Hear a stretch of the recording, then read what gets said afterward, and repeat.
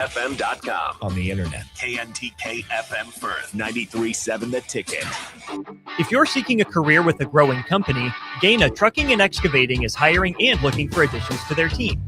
Gaina Trucking has a strong team culture, competitive pay, 401ks, and benefits like health, dental, and vision.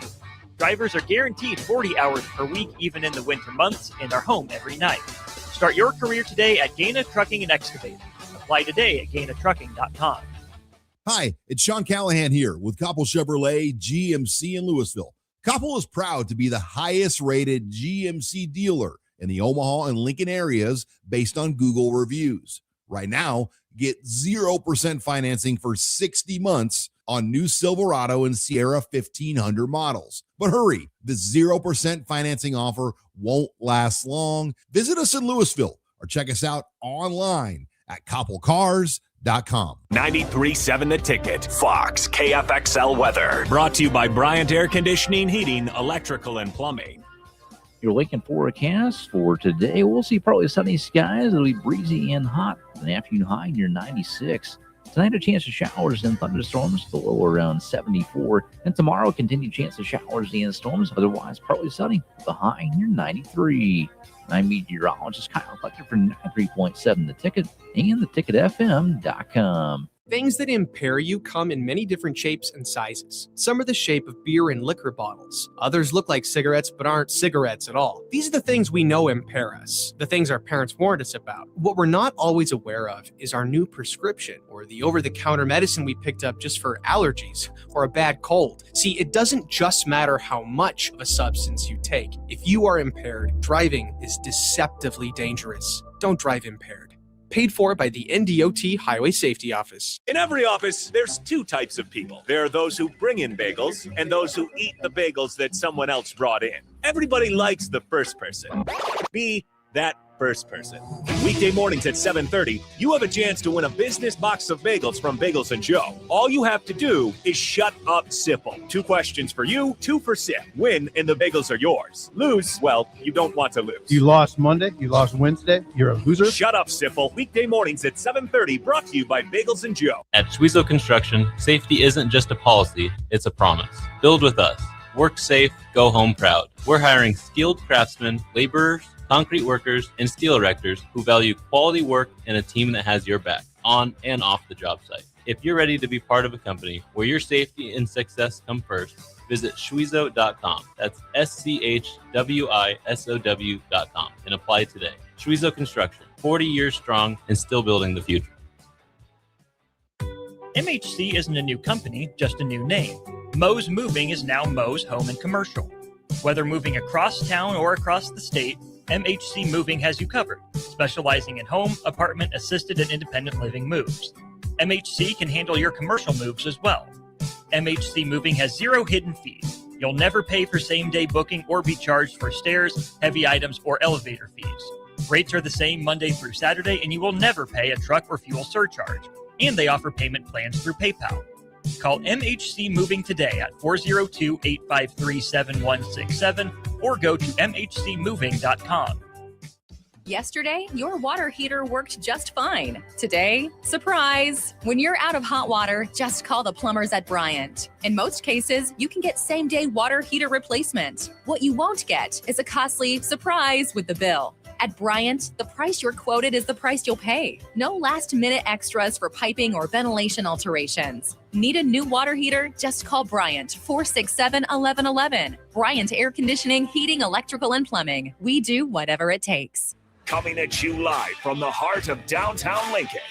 This is Old School with Foreman and Orman. Old School with Foreman and Orman is sponsored by Graham Tire Company of Lincoln. Nebraska Football Hall of Famer Jay Foreman. Here's Troy Detmer dropping straight back in the pocket. Rifles a pass. It was tipped. It's picked off by Foreman. He's at the 15, 10, 5. He'll score!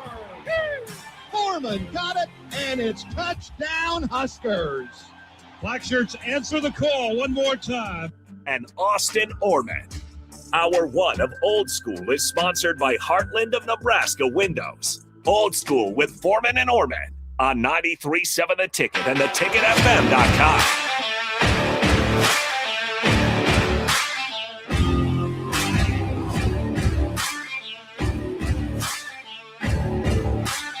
Welcome in. It is Old School. Away we go on a Wednesday. Glad you're along for the ride. 402-464-5685. As always, the numbers if you want to be a part of the show. I'm Austin. He's Jay. We got lots to get to on today's show. Lots to get to in Nebraska football, college football, high school football, recruiting, Nebraska men's basketball. We'll talk a little bit NBA free agency with the new league year officially started. Lots going on there. Oh, and Team USA plays in the World Cup tonight, so we're going to have a fun time talking about who are some of the better athletes that we could assemble a secondary Team USA squad for, and that'll all be coming your way here throughout the course of the show. Jay Foreman, happy Wednesday to you. How are you, my friend? What's happening? Happy Hump Day, man. A lot going on. Obviously, it's World Cup day for the U.S., but got some college football news. Got a little bit of Nebraska quotes from Coach Rule. Got some NBA stuff. How quickly things change and how quickly people level up. And obviously, got, some stuff going on at 3:30, with Wimbledon. That's pretty – I used to always like watching Wimbledon just because, obviously it's a, pretty cool tournament. Mm-hmm. And, I'm a big fan of Roger Federer and stuff like that. So it'll be interesting to talk to Alex Guthrie here in 30 minutes. Yeah, Alex Guthrie, Top Notch Management, will indeed join us here at 3:30. Is Federer your GOAT of tennis? He's my GOAT, but I know there's somebody else. I was lucky enough to see Chang, Sampras, and saw the end of Jimmy Connors would play a couple tournaments, and especially the U.S. Open or whatever, the ones in New York. That was his deal, get the crowd going. And then Roger Federer and Agassi was good, and then Roger Federer is a smooth criminal, dude. Mm-hmm.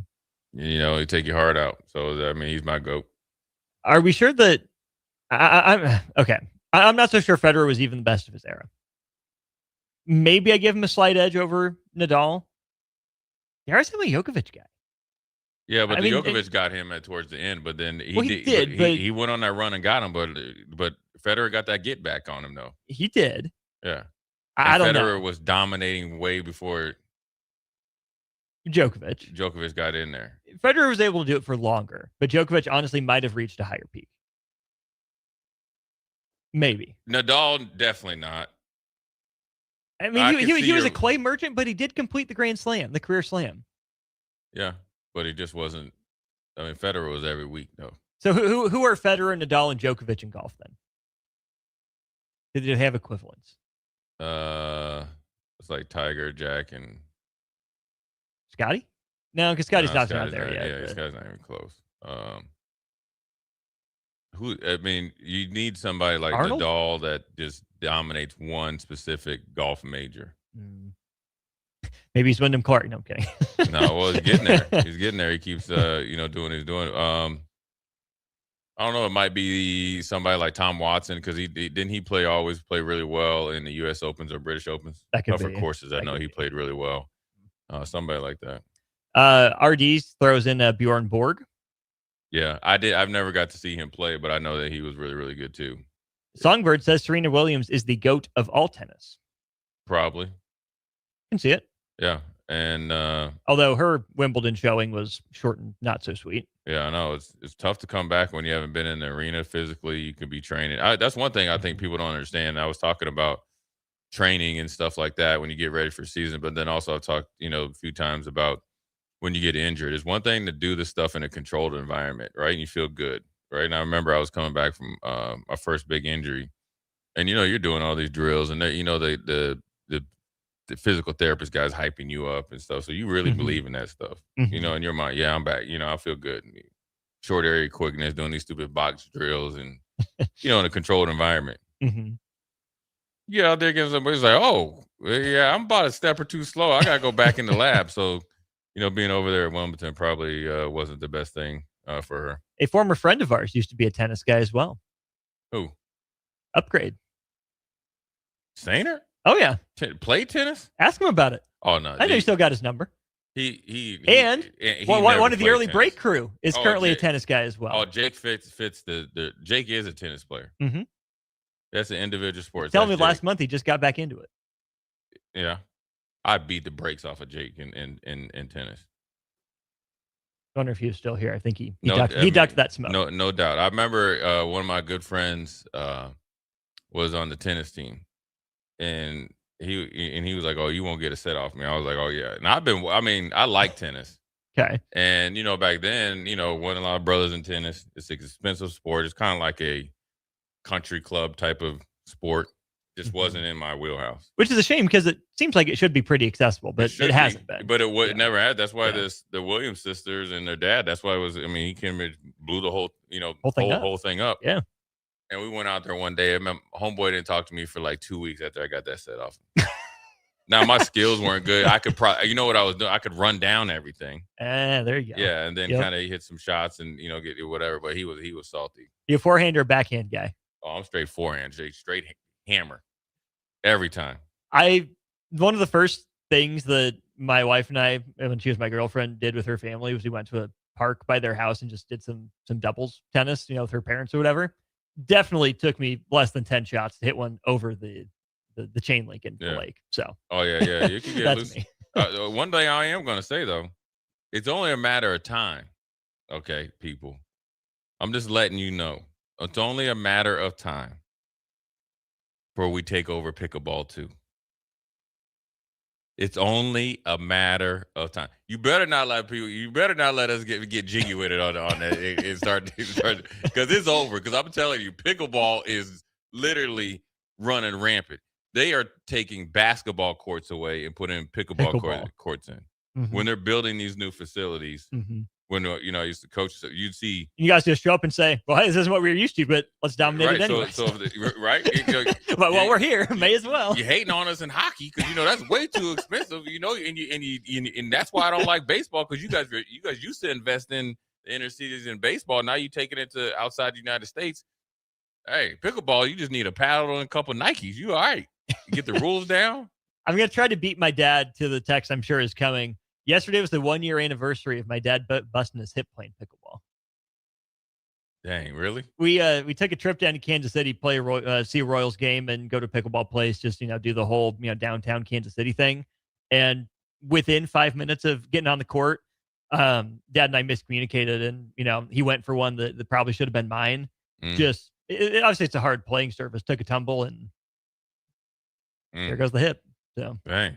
He's back walking everything all fine now. So sorry about that again, Dad. Happy trails. Happy 1-year anniversary to that officially yesterday. 402-464-5685. That's a great way to start off the show. I do want to get into some player comps, Jays. We were talking about Trevin Lenhart yesterday, and I think I had one finally come to mind that makes sense for me.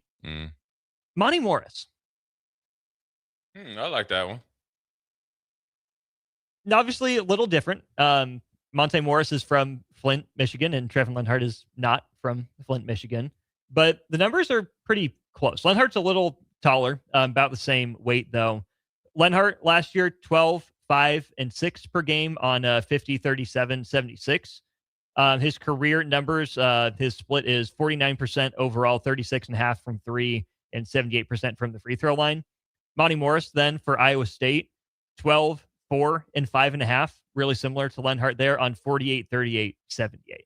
Just baseline statistical comparison, Fred Hoiberg might have as Monte Morris, even if they're not playing the exact same role. Yeah, and he was sneaky good for him. Yeah. I mean, he was a really good player, but 3-time All Big 12. Yeah, so it was just really consistent and just did his job. If he can get that going after replacing Sam, I mean, like I said, if you can get him to play just realistically the same stats that he had, last year at Utah Valley State, it's a whole different ballgame because, with that punch night in and night out and the consistency, and then obviously being a table setter, he'll be a great pickup in the portal.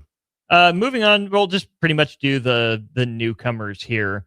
The guy that really sparked this idea for me was Bowden Kapke, as Fred Hoiberg was talking about him. Price Sanford was also asked about Kapke, and it played with him a little bit, but hasn't actually been on the floor in live action with him. He was asked, what's similar or different about Kapke and Mast, and Sanford said, well, they do a lot of similar things, do a lot of different things. We'll see when I actually get out there. But the thing that Fred Hoiberg said he really liked about Bowden Kapke was he's been a vocal leader. He's been one of those first to the floor kind of guys as well.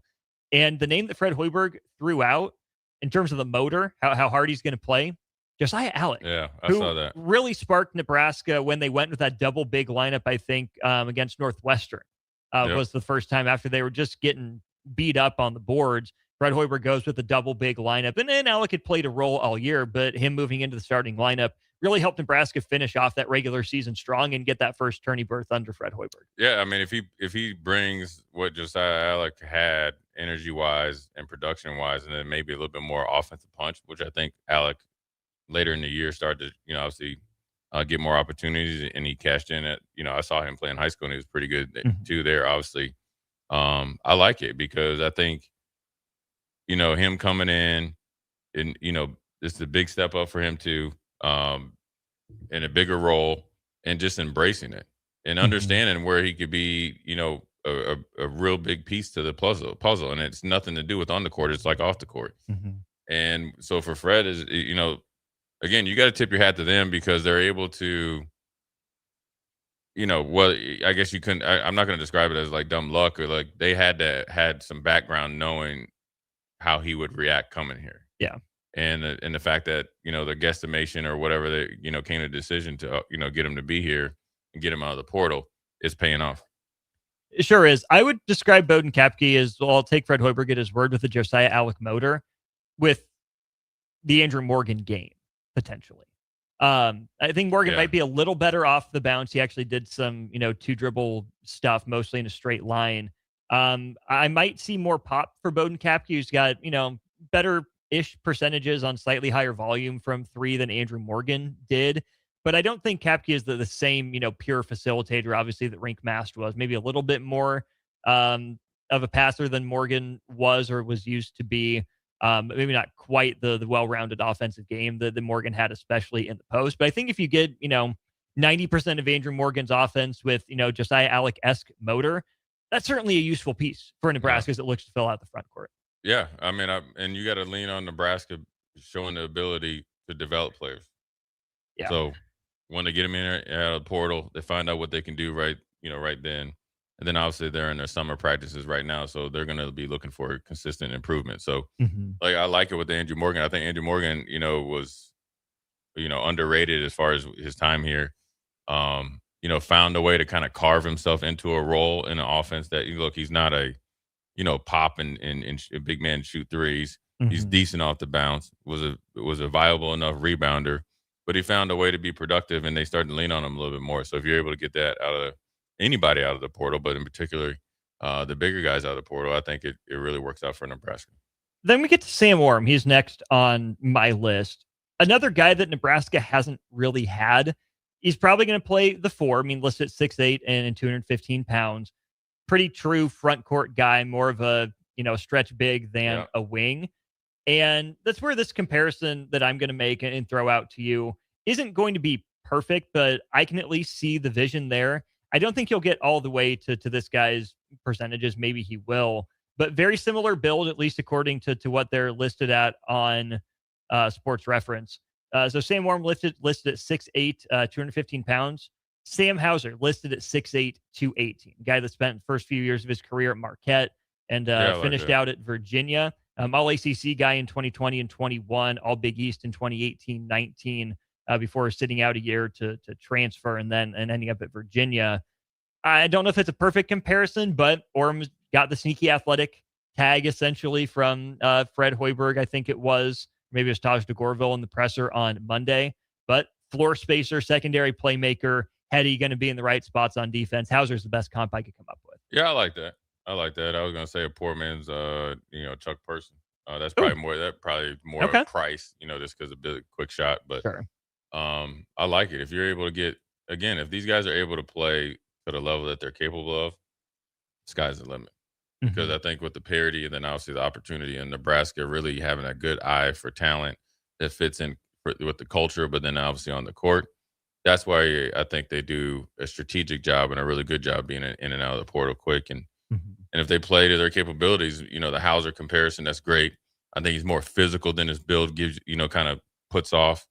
I think he'll be just fine dealing with the, bigger guys. But then also I think his offensive skill set is going to allow him to do some things off the bounce that maybe people don't give him credit for. And that's where this development in the summer has to be be huge. When I think Fred even said that he'll just, out of nowhere, just jamming on you. Yeah. Well, that's what you want. You want a guy like that to be able to set the tone. And then if you call him sneaky athletic or whatever you want to call it, at the end of the day, he's pretty athletic.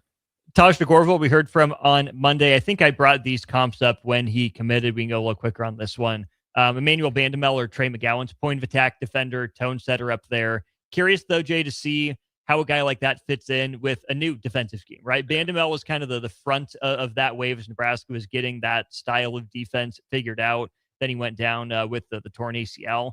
McGowan's the year before was really all Nebraska had consistently on defense. He was just one guy, kind of being the same and swimming upstream, trying to get a stop. And so I'm curious to see if Nebraska leans into Taj DeGorville's on-ball abilities and how that factors in with the rest of what Nebraska's wanted to do so well for the last, 2+ seasons defensively. Yeah, and I think if you can get somebody like that can really be a pest on the ball and without losing their offensive punch, I think it gives Nebraska a lot more flexibility defensively down the stretch. So then you can go back to your bread and butter with the, kind of the different or unique version of rotations and as far as the high pressure defense and getting the ball into the corner and all that type of stuff. If you're able to have, 2 fastballs, right? And so your 4-seam and 2-seam, but both of them are, hard to hit as far as if you want a baseball analogy. I like that better than just being a power pitcher that's going to crank back and try to throw 99 because eventually people are going to catch up. But you have to have the pieces in place in order to keep people off balance, and that's what I think they're doing. Damon Wilkinson, the next name that I think we can go to here, the last addition to the class out of South Dakota State, the other SDSU. South Dakota kid growing up as well. And that's where my comparison is going to come from him, greater Midwest kind of region. Similar size guy, post-oriented guy to Brandon Ubel. I don't know if you remember that name, Jay, back from the late 2000s into the early 2010s, late Doc into early Tim Miles guy. Brandon Ubel started his career off as a, part-time starter, started half the games as a freshman, about a third of them as a sophomore, started pretty much every game then his junior and senior seasons. Really, post-oriented big man, did step out and shoot his fair share of threes, average, about 1 3-point attempt per game his entire career. Wasn't a great shooter necessarily, 30% from range is all, but 80% at the free throw line.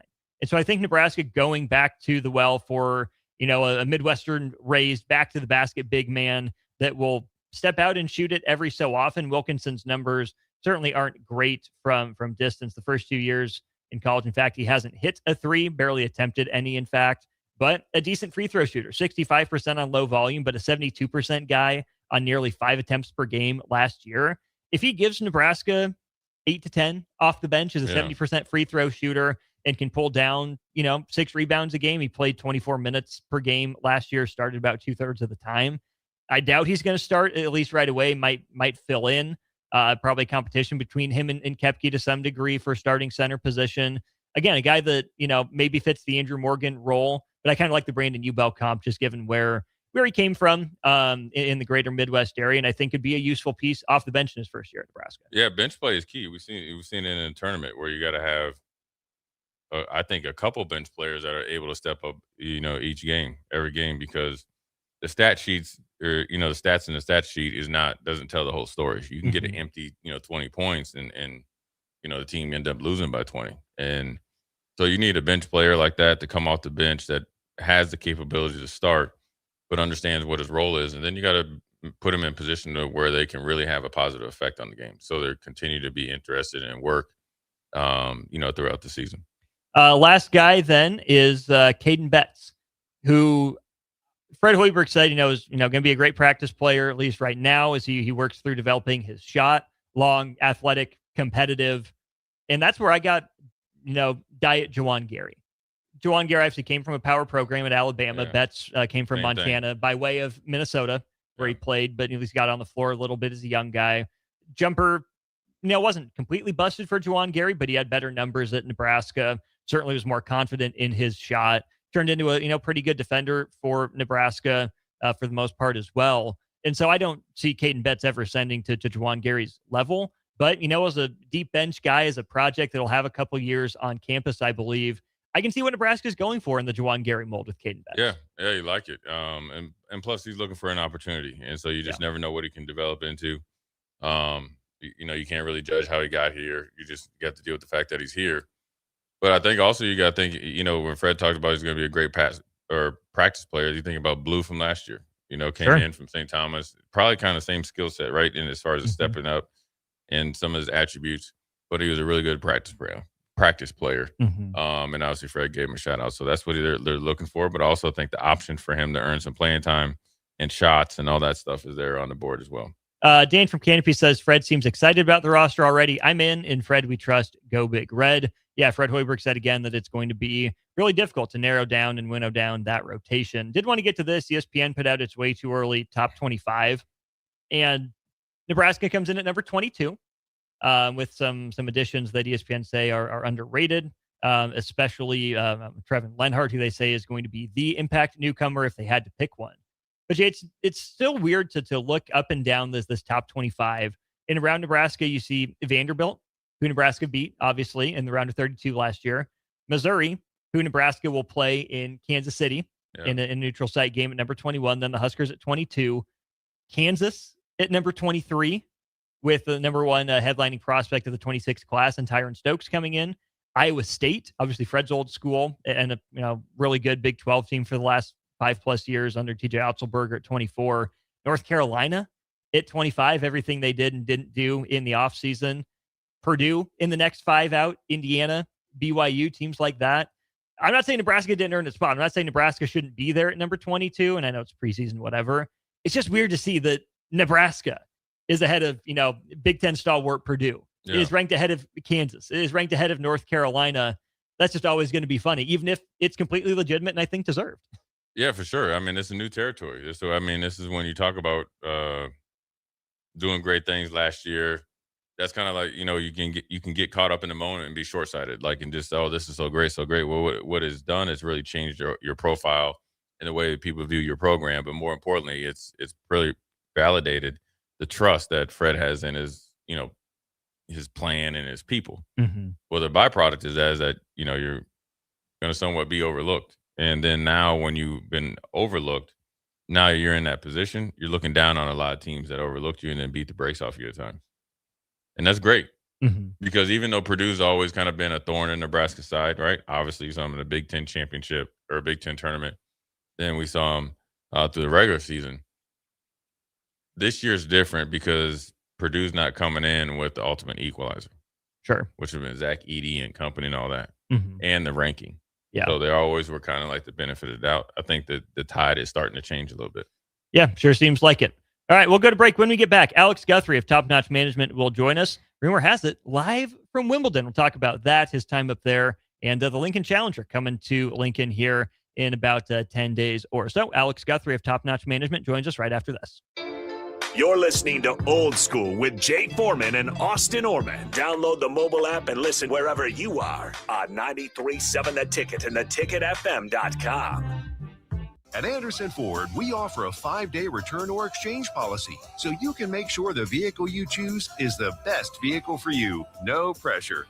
Right now, lease a 2026 Ford F-150 for $198 per month for 36 months. Experience better at Anderson Ford. Stock number 1008623, $198 per month lease for 36 months with approved credit, 7,500 miles per year, 14,000 to its signing. No security deposit required. Tax, title, and license fees extra. Residency restrictions apply. Program subject to change. Must take new retail delivery from Anderson Auto Group by 7/6/26. Greens Furnace and Plumbing has been servicing the southeast Nebraska area since 1921, specializing in HVAC systems, bathroom remodels, duct cleaning, backflow testing, and so much more. With a network of trained technicians ready to assist you, Greens Furnace and Plumbing is your source for dedicated commercial HVAC services for your business, building, or even your home so it can run without unwanted interruption. Learn more by visiting their website at callgreens.com or give them a call at 402-467-4444 today. Things that impair you come in many different shapes and sizes. Some are the shape of beer and liquor bottles. Others look like cigarettes but aren't cigarettes at all. These are the things we know impair us, the things our parents warned us about. What we're not always aware of is our new prescription or the over-the-counter medicine we picked up just for allergies or a bad cold. See, it doesn't just matter how much of a substance you take. If you are impaired, driving is deceptively dangerous. Don't drive impaired. Paid for by the NDOT Highway Safety Office. In every office, there's two types of people. There are those who bring in bagels and those who eat the bagels that someone else brought in. Everybody likes the first person. Be that first person. Weekday mornings at 7:30, you have a chance to win a business box of bagels from Bagels & Joe. All you have to do is shut up, Sipple. 2 questions for you, 2 for Sip. Win, and the bagels are yours. Lose, well, you don't want to lose. You lost Monday. You lost Wednesday. You're a loser. Shut up, Sipple. Weekday mornings at 7:30, brought to you by Bagels & Joe. MHC isn't a new company, just a new name. Mo's Moving is now Mo's Home and Commercial. Whether moving across town or across the state, MHC Moving has you covered, specializing in home, apartment, assisted, and independent living moves. MHC can handle your commercial moves as well. MHC Moving has 0 hidden fees. You'll never pay for same-day booking or be charged for stairs, heavy items, or elevator fees. Rates are the same Monday through Saturday, and you will never pay a truck or fuel surcharge. And they offer payment plans through PayPal. Call MHC Moving today at 402-853-7167 or go to mhcmoving.com. Yesterday, your water heater worked just fine. Today, surprise! When you're out of hot water, just call the plumbers at Bryant. In most cases, you can get same-day water heater replacement. What you won't get is a costly surprise with the bill. At Bryant, the price you're quoted is the price you'll pay. No last-minute extras for piping or ventilation alterations. Need a new water heater? Just call Bryant, 467-1111. Bryant Air Conditioning, Heating, Electrical, and Plumbing. We do whatever it takes. At Schwezo Construction, safety isn't just a policy, it's a promise. Build with us.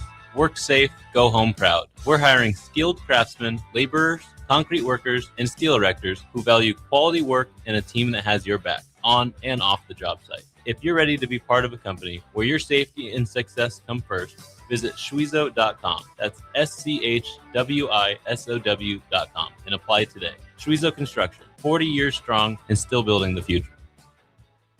Graham Tire presents life's greatest adventures. Okay, take the worm, put it on the hook. Now bring your pole back and throw it forward.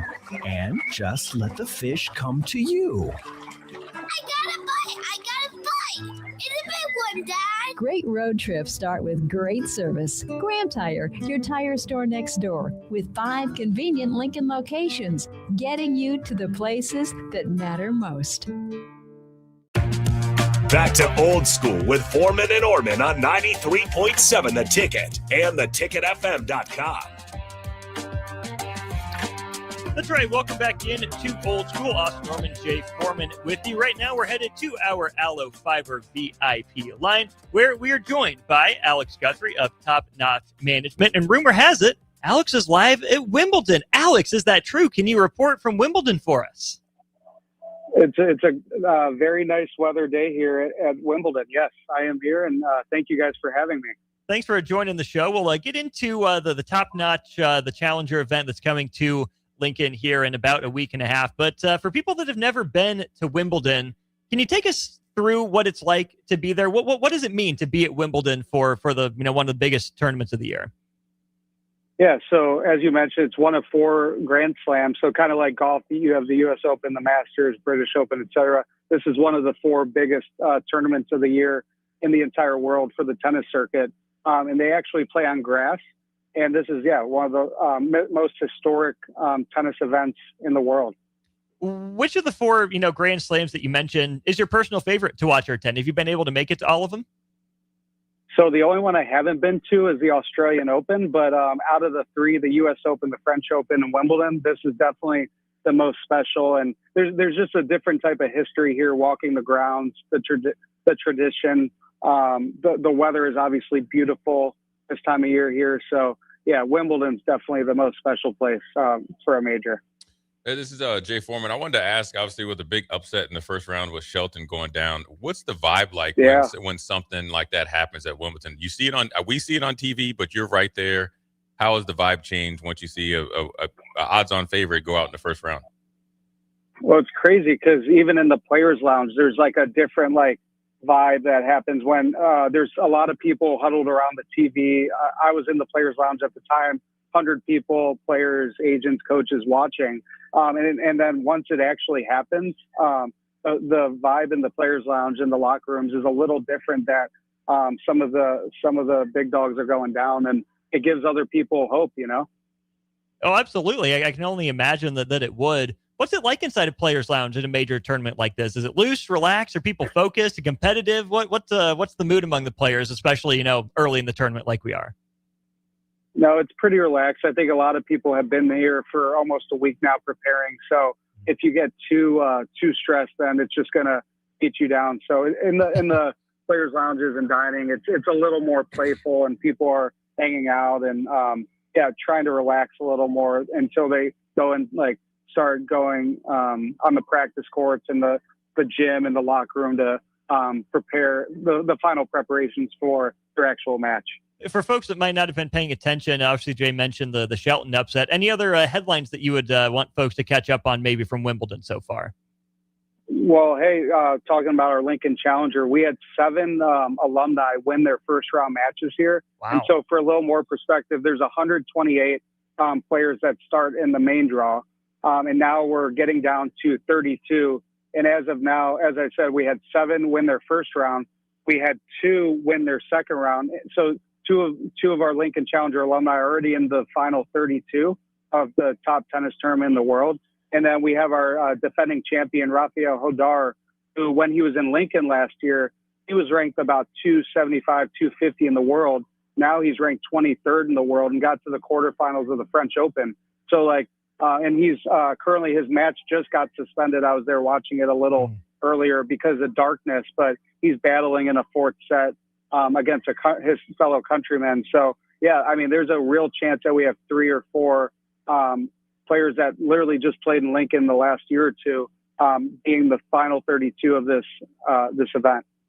I wanted to ask you, Alex, and I know that you, with top-notch management and with big events like the Challenger, what is it about Lincoln that made it's a spot for it to continue to try to grow the game of tennis? Well, a couple things. First and foremost, the university, the facilities there. I've been to a lot of college campuses, and the facilities at the University of Nebraska are, in my opinion, at least top 20, if not top 10 in the entire nation for a college campus. So that's one thing. But then the tennis community. If you guys don't know, this event started in 2024, and it was a kind of a fire drill where we only had 8 weeks to put it on. And 2 of those 8 weeks were me figuring out what kind of tennis community is in Lincoln and can we really do it. And within 2 weeks, I quickly figured out we can. And a big part of that, too, was because of Visit Lincoln, Derek Bombeck, Jeff. They really made me feel comfortable pulling the trigger in 2 weeks like that. So, yeah, I think those 2 things, the tennis community and the university, as well as just obviously Lincoln's just a big sports town in general. So we feel it's a perfect fit to add something in the summer. How did Lincoln get on your radar for a spot to hold a Challenger event? That's a good question. And if you would have told me 3 years ago I'd be in Lincoln, I wouldn't have maybe believed you. But basically, through a mutual connection who knew someone that ran, or we do another tournament at Ohio State. So there was a connection like, hey, who does the Columbus, Ohio State event for you? And then he got my number, called me, and that's how it kind of got started through mutual connection. How many of these Challenger events are put on every year, and where are they held typically? Obviously Lincoln and Columbus, but beyond that. Yeah, so there in the United States, there's 20 of these, but to kind of dwindle it down a little more, there's only 8 of them on college campuses throughout the year. So even from like a Nebraska tennis perspective, Nebraska is one of 8 out of all the D1 programs in the entire nation. So even from a recruiting standpoint, that's tremendous when trying to convince a 17 or 18 or even, I guess now 19-year-old to come play college ball here. You get opportunities like this.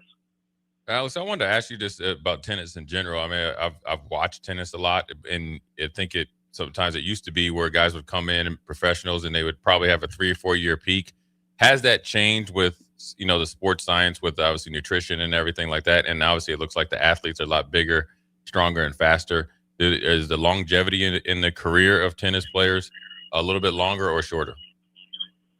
100% longer. I mean, if you're watching ESPN right now, Djokovic, who's I don't know his age, late 30s. I don't think he's hit 40 yet, but he's beating Stefanos Tsitsipas right now. So the longevity he's had, and probably one of the best athletes of all time, if not top 10. So yeah, definitely longer, and especially from a development standpoint, and with the NIL stuff that I know is a big topic. Players are starting a little later to hit the pro scene, and so it's expanding their professional career a little later down the road.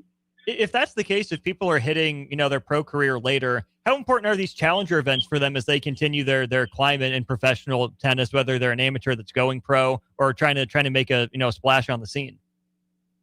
Huge. Our big example is Rafa Hodar, who last year was a freshman at Virginia. Sophomore at Virginia.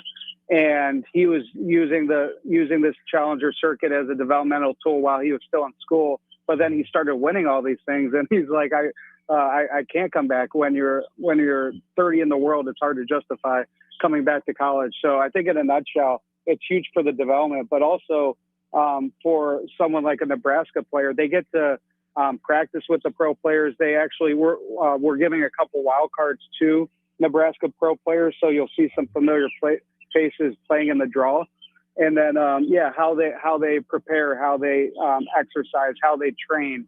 So it's very valuable.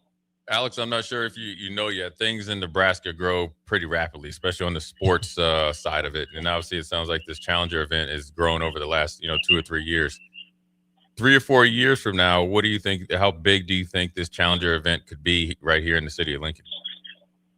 It's a good question. And again, I want to give a lot of credit to Visit Lincoln and everything they've done to kind of support this and help us like market the event and all that stuff. I truly, my goal is to make this an annual Lincoln staple for the Lincoln sporting calendar every summer. So people can kind of know, Lincoln Challenger's coming up, this, that. Right now we have a stadium court that holds about 400 people. In a perfect world, let's get it to 750. Let's get it to 1,000. So the goal is for us. We put a lot of time and energy into these events. We don't do them just to do them for 3 years. We want to be here for 10 years. Up in Michigan, we run an event that's been going on 38 years. So let's be that event, and be an annual sporting event here in Lincoln. What about the Lincoln tennis community that you've had, high praise for makes you confident that this can continue to grow over the next handful of years? What stood out about the Lincoln community in the tennis scene to you? Yeah, I mean, first and foremost, to be blunt, the sponsorship. Without sponsors, these events don't happen. So we have a lot of sponsors within the tennis community specifically that have really stepped up to help make this a success. But otherwise, just the energy that we have going on around it.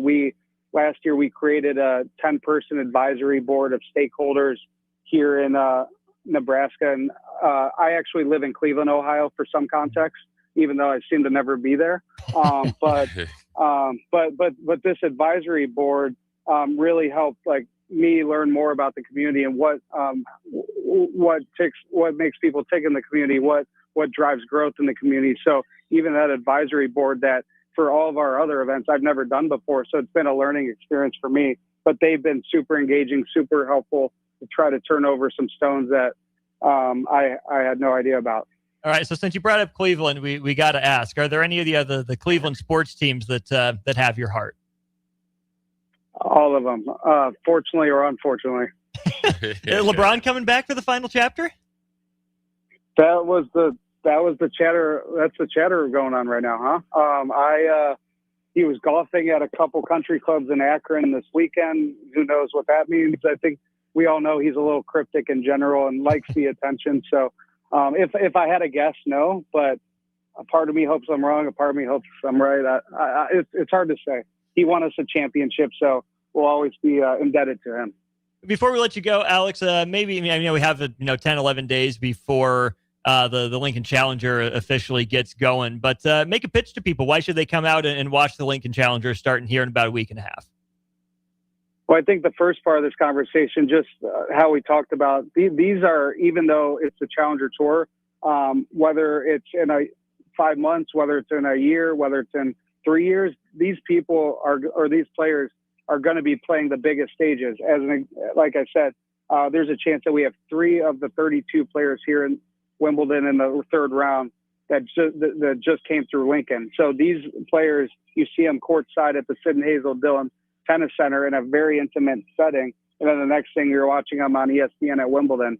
The other thing, too, is that we're trying to create things outside of the tennis. So we're doing fun things like a kids' day where we're having a snow cone truck and games and stuff like that. We're doing ladies' night. We're doing pickleball night. So we're trying to do things outside of the tennis as well that can engage people that even just they want to come for an entertainment activity and get outdoors in the summer. So there's a lot of things going on at the Lincoln Challenger that can appeal to anyone.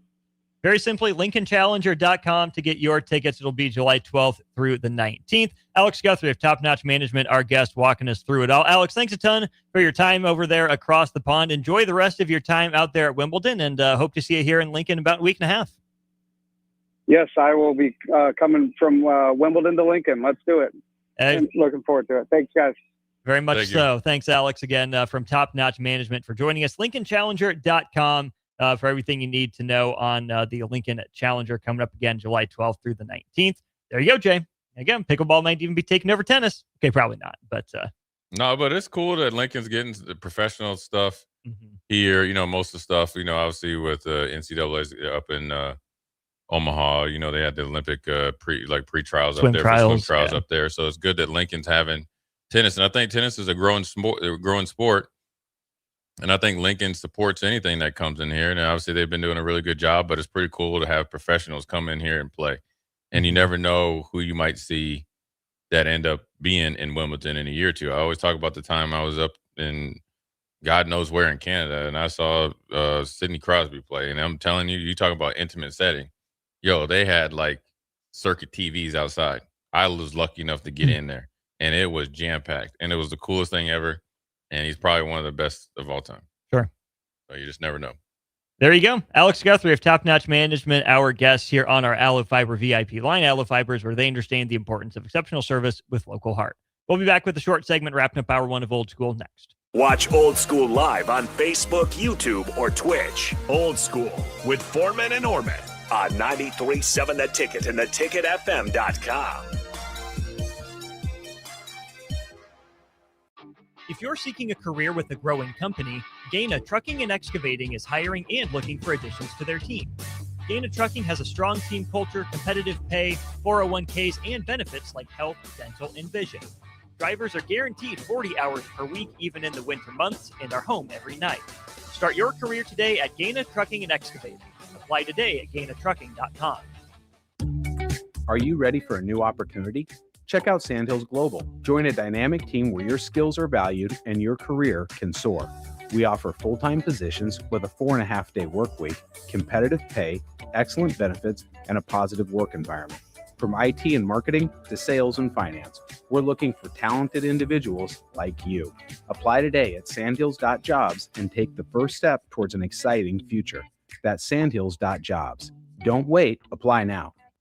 Are you looking for a fresh new hangout spot? Let me tell you about Liquid Assets Sports Bar, where Mondays mean new weekly drink and food features. With 23 taps, a full lineup of cans and bottles, and 40 TVs blasting every sports package out there, you'll never worry about missing a play.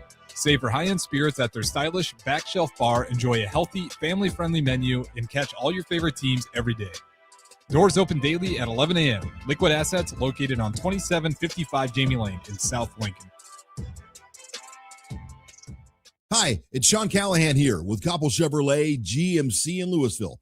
Koppel is proud to be the highest rated GMC dealer in the Omaha and Lincoln areas based on Google reviews. Right now, get 0% financing for 60 months on new Silverado and Sierra 1500 models. But hurry, the 0% financing offer won't last long. Visit us in Louisville or check us out online at koppelcars.com. This summer, Salt Dogs fans are making history at Haymarket Park. We're celebrating 25 seasons of grit, grins, heart, and hometown pride. Lincoln, you built this stadium. You named this team. And season after season, it's you, the fans, that keep us coming back for more. So, Let our thank you be our promise. The best is yet to come. Your local tradition plays on. Get your tickets at saltdogs.com. Yesterday, your water heater worked just fine. Today, surprise! When you're out of hot water, just call the plumbers at Bryant. In most cases, you can get same-day water heater replacement. What you won't get is a costly surprise with the bill. At Bryant, the price you're quoted is the price you'll pay. No last-minute extras for piping or ventilation alterations. Need a new water heater? Just call Bryant, 467-1111. Bryant Air Conditioning, Heating, Electrical, and Plumbing. We do whatever it takes. Hey, Nebraska sports fans. This summer, professional tennis returns to Lincoln. Watch rising stars of the ATP Tour compete for over $100,000 in prize money for the 2026 Lincoln Challenger from July 12th to the 19th at the Sid and Hazel Dillon Tennis Center. Witness top tennis pros compete right here in Lincoln and experience tennis close-up like never before. To purchase tickets or to sign up for volunteer opportunities, please visit www.lincolnchallenger.com. Not just a stop, a stage. Lincoln Challenger 2026. Go Hog Wild Pit Barbecue. Hog Wild will be open on the 4th of July, serving up our award-winning barbecue. Pick up a slab of slow-smoked ribs and a family pack on the way to your celebration. They come loaded with your choice of meats and sides, complete with buns and our famous Hog Wild sauce. Order online at gohogwild.com. Hog Wild Pit Barbecue, 3210 Cornhusker Highway in Lincoln. But don't be late, we close at 8. Building a new home can be a challenge, a lot of big choices. With our Remington homes, we have designed 15 different floor plans that appeal to a wide range of people. Bob Benish of Aspen Builders, talking about Remington Homes, which makes the home building process easier. People really enjoy being able to go to our website, which is remingtonlincoln.com, pick a plan, pick a price point, go through and build it yourself. You have a lot of options, whether you want granite, painted trim, wood floors, more stone, all options with our Remington homes. People do not want to be married to their house payment. You're able to get what you really want in a home for a great price with very limited stress. And that's what Remington homes are all about. Home building is easier with a Remington home from Aspen Builders at 423-6811. Online at remingtonlincoln.com. remingtonlincoln.com. 93.7 The Ticket. Fox KFXL weather. Brought to you by Bryant Air Conditioning, Heating, Electrical, and Plumbing. Your Lincoln forecast for today, we'll see partly sunny skies. It'll be breezy and hot. An afternoon high near 96. Tonight, a chance of showers and thunderstorms, the low around 74. And tomorrow, continued chance of showers and storms, otherwise partly sunny, the high near 93.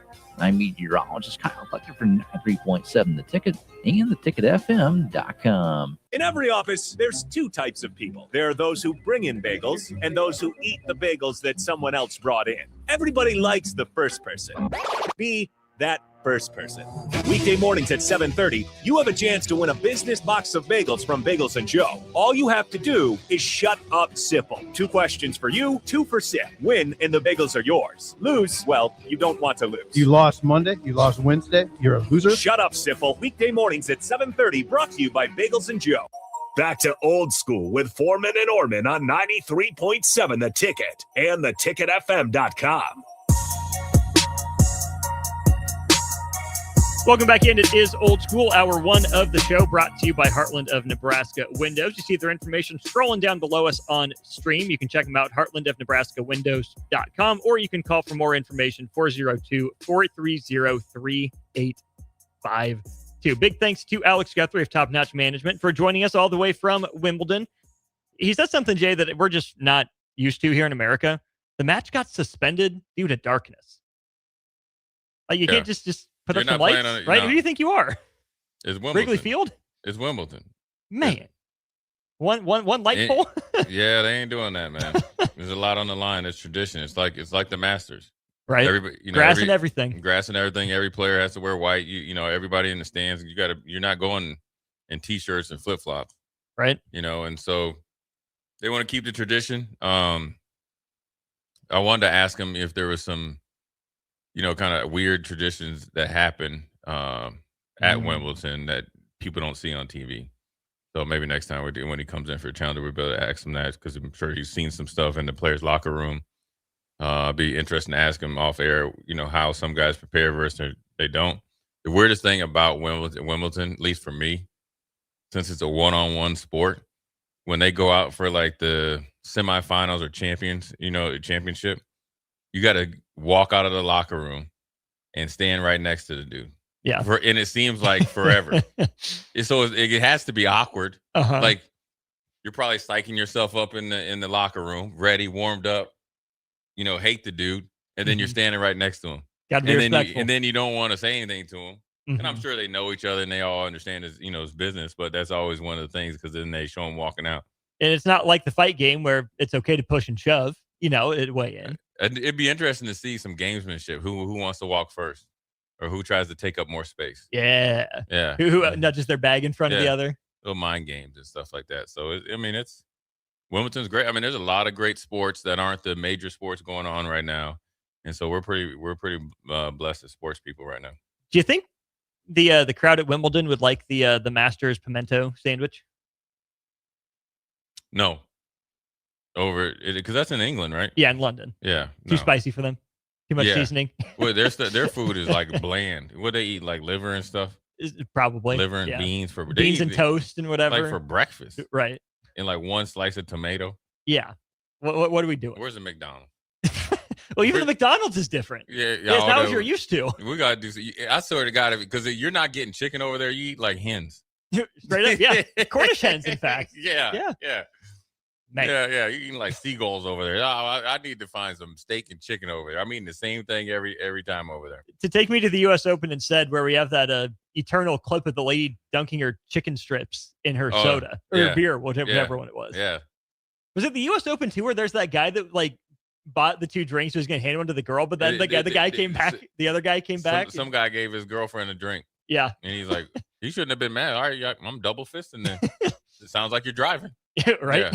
Yeah. Jay, you saw this article, sent it to me, and it's really interesting. We'll lead off the 4:00 hour with it. No layups anymore in recruiting, and the prices in high school recruiting. Set the stage for it. Man, it's crazy the amount of money that they're spending just to sign. I think I saw where just an average 4-star is $350,000, and I think just to sign. Now I'm assuming that's. I wonder if it's for 1 year or 2 years, and what is going into that? Is that your allotment for an apartment, bills, travel? If all that's in there, I'm not going to say it's not a lot, but it's not stone cold cash, and they put it all in there because I could value of Austin, I say, hey, you can get this penthouse and say it's $5,000 a month in rent. That's $60,000 in your NIL package. Sure. And so you just gotta, it doesn't matter. It's still money because if they're not spending it, they're getting something. They're still getting paid. Take a nice new Toyota Camry. There's no 35. Right. Maybe not that much, but man, they are spending some money. And I understand you have to participate, but I'm willing to bet there's teams that are winning some games that are not operating like that.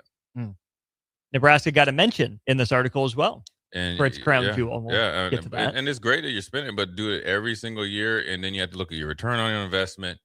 How are you really looking at your ROI internally? If I'm for every dollar, what am I getting production? We'll get into it at the 4:00 hour. Crazy money. Donors. Hey, you know what I'd be doing if I was a donor?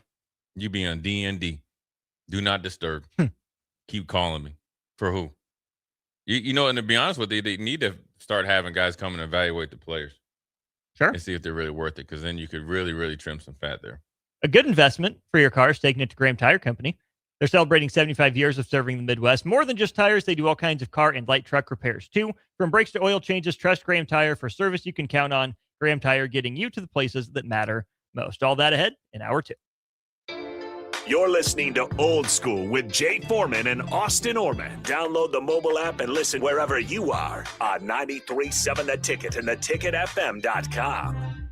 Graham Tire presents life's greatest adventures. Okay, take the worm, put it on the hook. Now bring your pole back and throw it forward. And just let the fish come to you. I got a bite! It's a big one, Dad! Great road trips start with great service. Graham Tire, your tire store next door, with 5 convenient Lincoln locations, getting you to the places that matter most. Are you ready for a new opportunity? Check out Sandhills Global. Join a dynamic team where your skills are valued and your career can soar. We offer full-time positions with a 4.5-day work week, competitive pay, excellent benefits, and a positive work environment. From IT and marketing to sales and finance, we're looking for talented individuals like you. Apply today at sandhills.jobs and take the first step towards an exciting future. That's sandhills.jobs.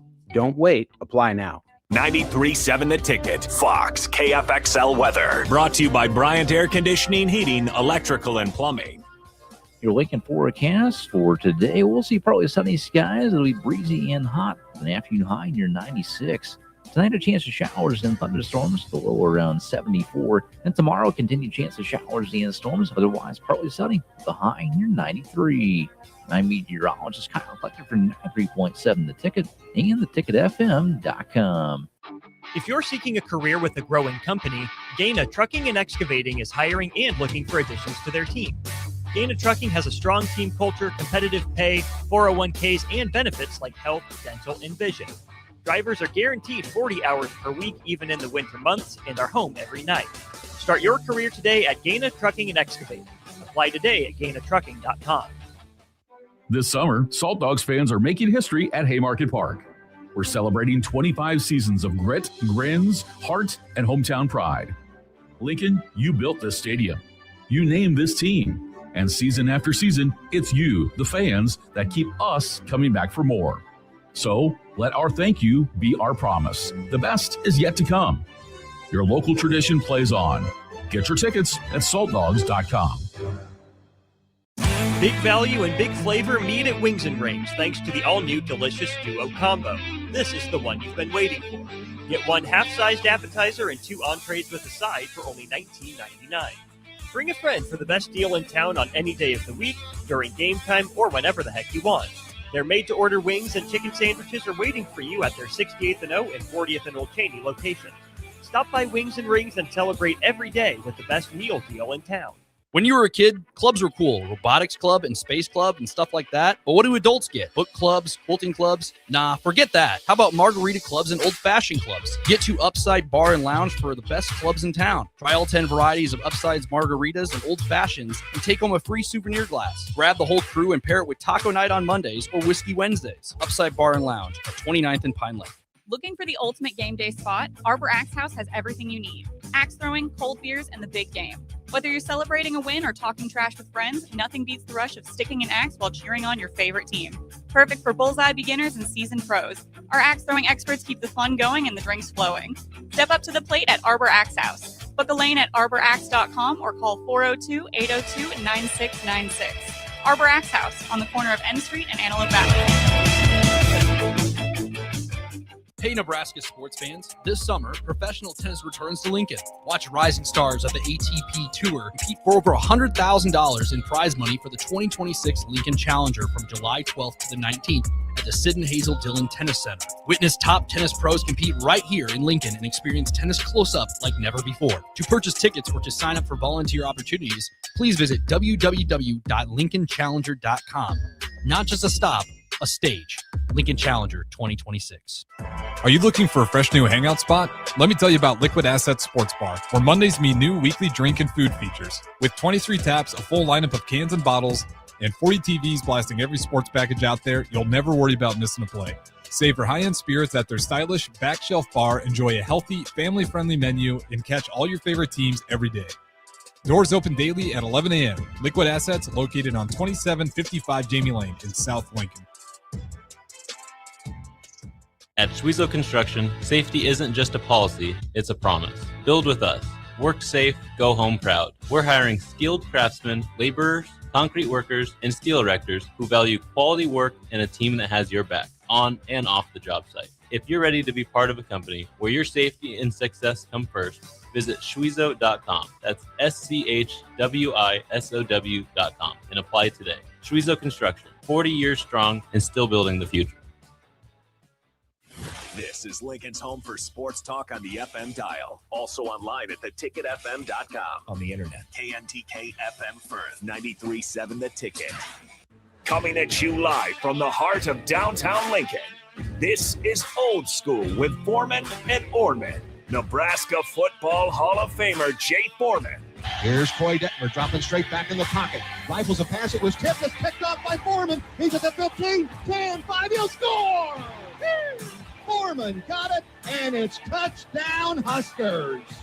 Black shirts answer the call one more time. And Austin Orman. Old School with Foreman and Orman is sponsored by Graham Tire Company of Lincoln. Your tire store next door with 4 Lincoln locations. Old School with Foreman and Orman on 93.7 The Ticket and theticketfm.com. That's right. Welcome in hour 2 of Old School, brought to you by Graham Tire Company. Austin Orman, Jay Foreman with you. 2 more hours to go on the show. No Evan Bland today. He's on a well-earned vacation, so we'll discuss the Nebraska baseball extensions with Evan next week here on the program. But for now, we turn our attention to an article from On3. There are no layups anymore. The title, Inside the Most Expensive June Yet in High School Football Recruiting. Funny that they say the most expensive June yet. That to me implies, Jay, that these prices are probably going to keep going up, at least according to the people that Pete Nakos talked to. Whole lot of cash being splashed around for the 27 class. Yeah, it's all dependent what school and what their philosophy is, and if they feel like, I think sometimes when you look at it, and it's no fault. This is not a negative comment, but I think sometimes these schools are going about it, and they're spending just because everybody else is spending. Mm-hmm. You get what I'm saying? So, say a kid goes to Texas and he's a right tackle, and he gets $1 million. Well, the next tackle, all right, we got to pay $1 million for ours. No, you don't. You got to get the best one, and you got to get the best price. And there's only so many places you can go that you can get the big money, because not every school has the big money. And so it will come back to you if you have some patience. But when the quote here, right, it's funny, like a general manager from all places is in the SEC, a team. And he says, seems like every player has an agent. There's no more layups anymore in high school recruiting. Nothing is even reasonably priced. Well, that's your own fault. Right? That's your own fault, because you operate out of desperation. You allowed 1 or 2, or maybe let's say 4, at the most 6 teams that really spent influence your decision. Now everybody's feeling like they're doing it, including yourself, and you're having a little buyer's remorse, because ultimately, especially whether it's high school players or the portal, you don't know what you're going to get when they get here. That's what I'm saying. It's great to see guys that have played before. You have an idea. Maybe you've played against them, so you have a better idea, but you don't know who they are and what they'll be until they get here into Lincoln and get into your system. And that's why I think you need to have your culture and your system as hard as possible,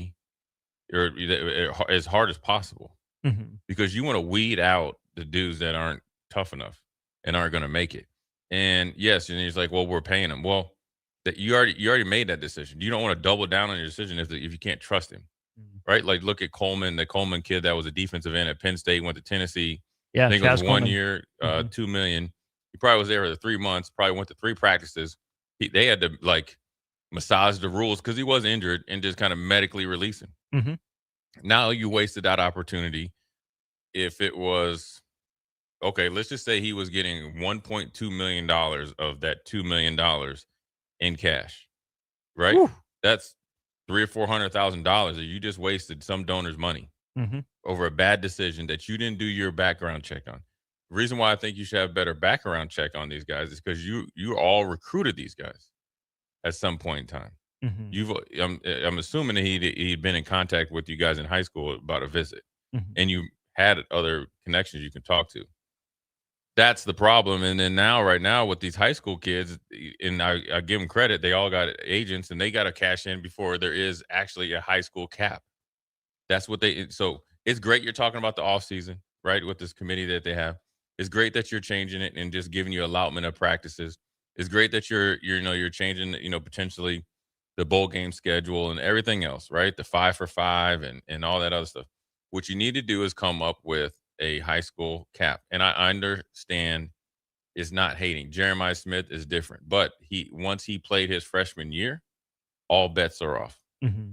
So it's kind of like when they had, I think when Ndamukong Suh came out, maybe a year after, it was the last one of the rookies just getting these overblown guaranteed contracts that coming in and they're getting paid more than Tony Gonzalez at a tight end position and so forth and so on that hadn't even played. Yeah. The same Bradford was the big thing. So you're overextending yourself. And, Texas A&M, I think, probably really started this thing the wheel going a few years ago when they signed, three, the top recruiting class. And I think they had all three of the top defensive linemen. Mm-hmm. They weren't technically paying them, but they were. Yeah. And they have a lot of money down there, old money. And they had a really good year last year. Mm-hmm. And if you're spending, when I'm looking at this article, that you're spending $10 million on high school guys, you're crazy. Woo. Now, I will say this also. Even if you're signing somebody to, let's just say, a 2-year, $1 million contract, or 2-year, $1 million contract, if he's not good, he'll get cut. Yeah. He'll be in the portal. Mm-hmm. So you're not really on the hook for the whole. These contracts aren't guaranteed. They do have finable offenses on there. Now, I do understand this. You can pay them now, so that's why the money is up there. You're paying them for. Some schools are doing this. They're paying you to come on unofficial and official visits. Mm-hmm. So if I'm coming there, I'm getting paid every single time. On top of what they provide for you. On top of what they provide, and then your parents or mentors or guardians are coming as well, right? Mm-hmm. So that's money out the door there. Mm-hmm. Then schools are paying them to commit. Once you commit, you're getting a commitment fee, right? And then you can pay them with the new rules that came out, I think, last year, that you can pay them during their senior year. Yeah. And I don't know if it's a certain amount. So that's where, so before they even get on campus now, with this whole committee, it's great that you're doing all this other stuff. You're really making decisions and then screwing yourself on the front end. You're making decisions on the back end, 5 for 5 and all that. Those are great, right? Because those are things that probably should have been made years ago. Sure. But now you're doubling down on the stupidity that's actually ruining college football, right? The players are getting overpaid. So let's pay them earlier. Let's pay them earlier when we know less about them. And they ain't even on campus. They're in Wahoo right now. You know what I'm saying? Mm-hmm. So, but you got to pay to play, and I think it's good. Okay. Do you have to pay to play? You do not. You do not. I do not think. I think you do, but I think you do it reasonable. And there's a buy-in fee, but it doesn't have to be exorbitant. I understand if you want to do all that stuff to get them and all that, and maybe you better recoup some of that. And I understand, all that you could probably put it in a bank account. I don't. There's ways to kind of make sure you're able to get your money so they can't. It's like you don't pay a bill, and then you'll get into they'll mess up your credit. But I look at it like I'm gonna keep saying this, and I'm gonna keep saying this, and I'm gonna keep saying it. I saw this. I wish I kind of saved it on TikTok. They went over like the history of like different schools, and they went through conferences of 5 big time 5-star and 4-star guys that were can't miss guys, mm-hmm. and they never panned out. I talked about that Justin Flo. He was a linebacker from, I think, California West Coast. His highlight tape and his measurables was off the chain. I think he made noise, but coming down on special teams, knocking somebody's head off, ran a great 40, went to Oregon, flamed out there, couldn't figure out the defense. Then he went to Arizona. Now he's at, I think, UNLV, and I don't even think he played last year. But my point is that there's not enough good football players. There's just not, because these guys don't love football. So it's different than basketball, and I don't think you can do that I don't think you can do it in any sport. Like we just had tennis on. You can't, if you don't love tennis, you're not getting over to Wimbledon. The only way you're getting there is by dumb luck. You're not going to be there all the time. You're not going to be good all the time. Yeah. There's not a sport that you can play that if you don't love it. So knowing that lets me know on the surface, I don't care about track times. I don't care about how much they vert. I don't care about the long jump, the 200. I don't care if they're running wind-aided or non-wind aided times in Texas or California or anywhere like that, or plays in this 7-on-7 team or anything like that. If you do not love football, you will never be good. Period. There has not been a player that's played in college or the pros that was consistently good and great that didn't love football. So in high school, they don't love it because they don't have to love it. They've never faced adversity. They've never dealt with it, most of them, right? Negativity. So they don't love it. And then the ones that actually do love football, are probably the guys that you're not going to see in these articles, that they're probably looked over by On3 or whatever, or rivals, because they're only 6 feet or 6'1" and supposed to be 6'2" or whatever. So those guys, you're not thinking about paying. But those are the ones, like I talked about with Texas Tech. Yeah, those are the ones you invest in because those are the engine. This is just the NFL right now. You're just building an NFL team. Like, look at the Indianapolis Colts. What did they decide? We got Peyton Manning, he's our franchise quarterback. Marvin Harrison, we kept Marshall Faulk for a year, traded him. We got Edrin. We built up on the offensive line. Always made sure Peyton had his tools around him, and then we developed our defense that worked complementary to our offense because our offense always put us in an advantageous position. So we're always going to have a chance. But it's built on the Gary Barnetts and all those guys, right? Dwight Freeney. Robert Mathis. Right. Robert Mathis, low round draft choice. Cato June.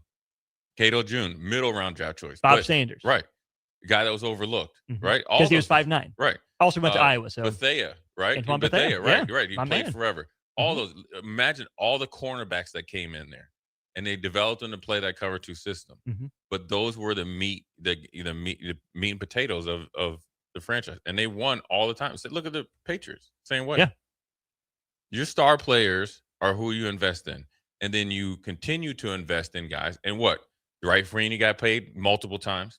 Mathis got paid multiple times. Gary Barnett got paid multiple times. Bethea got paid multiple times. Even you had your boy, the BYU linebacker Morris. He got paid initially by a draft choice, but then he went somewhere else and got paid. So everybody gets paid. But if you're paying them beforehand, right, you end up like the Washington Redskins when Steve Spurrier was the head coach. When you had Deion Sanders, Dale Green, LeVar Arrington, Jeremiah Trotter, they had Jesse Armstead, Bruce Smith, all these guys, right? And then your offense had Danny Warfield or what's the other dude, that they had playing quarterback. You know what I'm saying? So you had an all-star team that you prepaid and none of them can play. When you talk about the prepayment, that is what really stood out to me about this and the way that you're taking it, because the easy solution, and not easy, but the simple solution is just say no to the players. Tell them, hey, in theory, I know what a $350,000 player looks like. That's not you yet. When you get to that level, don't worry. We'll pay you $350 because the money's there. Well, let me ask you but this. we're not going to hit you up front. Let me ask you this. Okay. Say it's somebody that you really like as an offensive coordinator, right? And we're in there. So I'm GM, Jay Foreman. You're the offensive coordinator / head coach. There's the parents and all this stuff. I know what I see, but you really like him. How does that conversation go? Because if you're struggling, then you're looking at me. I'm not giving you the tools. That's where your problem is. How hot is my seat right now? Have we been successful or unsuccessful? Just say we're 9-3. We're lukewarm at best. We're fine. Because also this is where I would like to ask coaches this, is that like, why overextend for high school? Essentially, you're eating up your cap though. Okay, so say Austin Orman, you're a wide receiver, and say you've played, you redshirted, you played a little bit, and say you're getting paid, let's just say $100,000, right? But you're kind of like second or third, but you play special teams and all that. Well, then automatically, if you're paying Jay Foreman $400,000, you ain't playing. Because if I'm running a cap, I got $400,000 watching you play. Or if you're a $100,000 player, you're better. You're watching me not be ready to play. Now, if it's a can't miss guy or a court, I do understand there's a difference of a. But you'd have more money for a can't miss guy if you spend $150 on the high 4 stars as opposed to $350.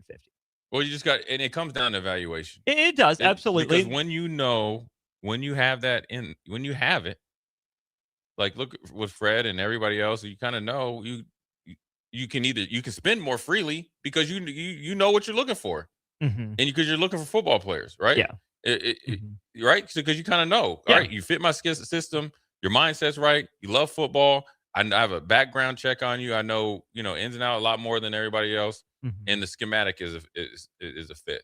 You feel a little bit better about that. And what you're lacking, we can teach, Right. or we can Versus help you pick up, whatever. You getting a kid from Eden Prairie High School is going to come down here. We played against, we had 10,000 people there. You got 100,000 here. Right. Right. we ran 2 or 3 offensive, schemes or, motions and stuff like that. Now you got 30. And there's hardly any high school guys. Like if you take Jeremiah Smith, Chris Henry Jr., some of those 2 big, like USC's got a real big offensive lineman and DN this year. Just take those top 50 guys out. Just say top 60.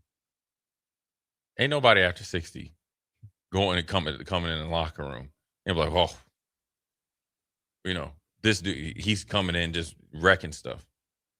You know what I mean? Yeah. So I think overextending themselves. That's why you see people continue. It's almost like they're doubling down. As long as you kind of get rolling, you got to do it. To your point in your question too about, there's this guy that the offensive coordinator thinks will really tie everything together. The head coach, GM, whatever, is less sold. That's why I asked too, where are you in your program's, trajectory?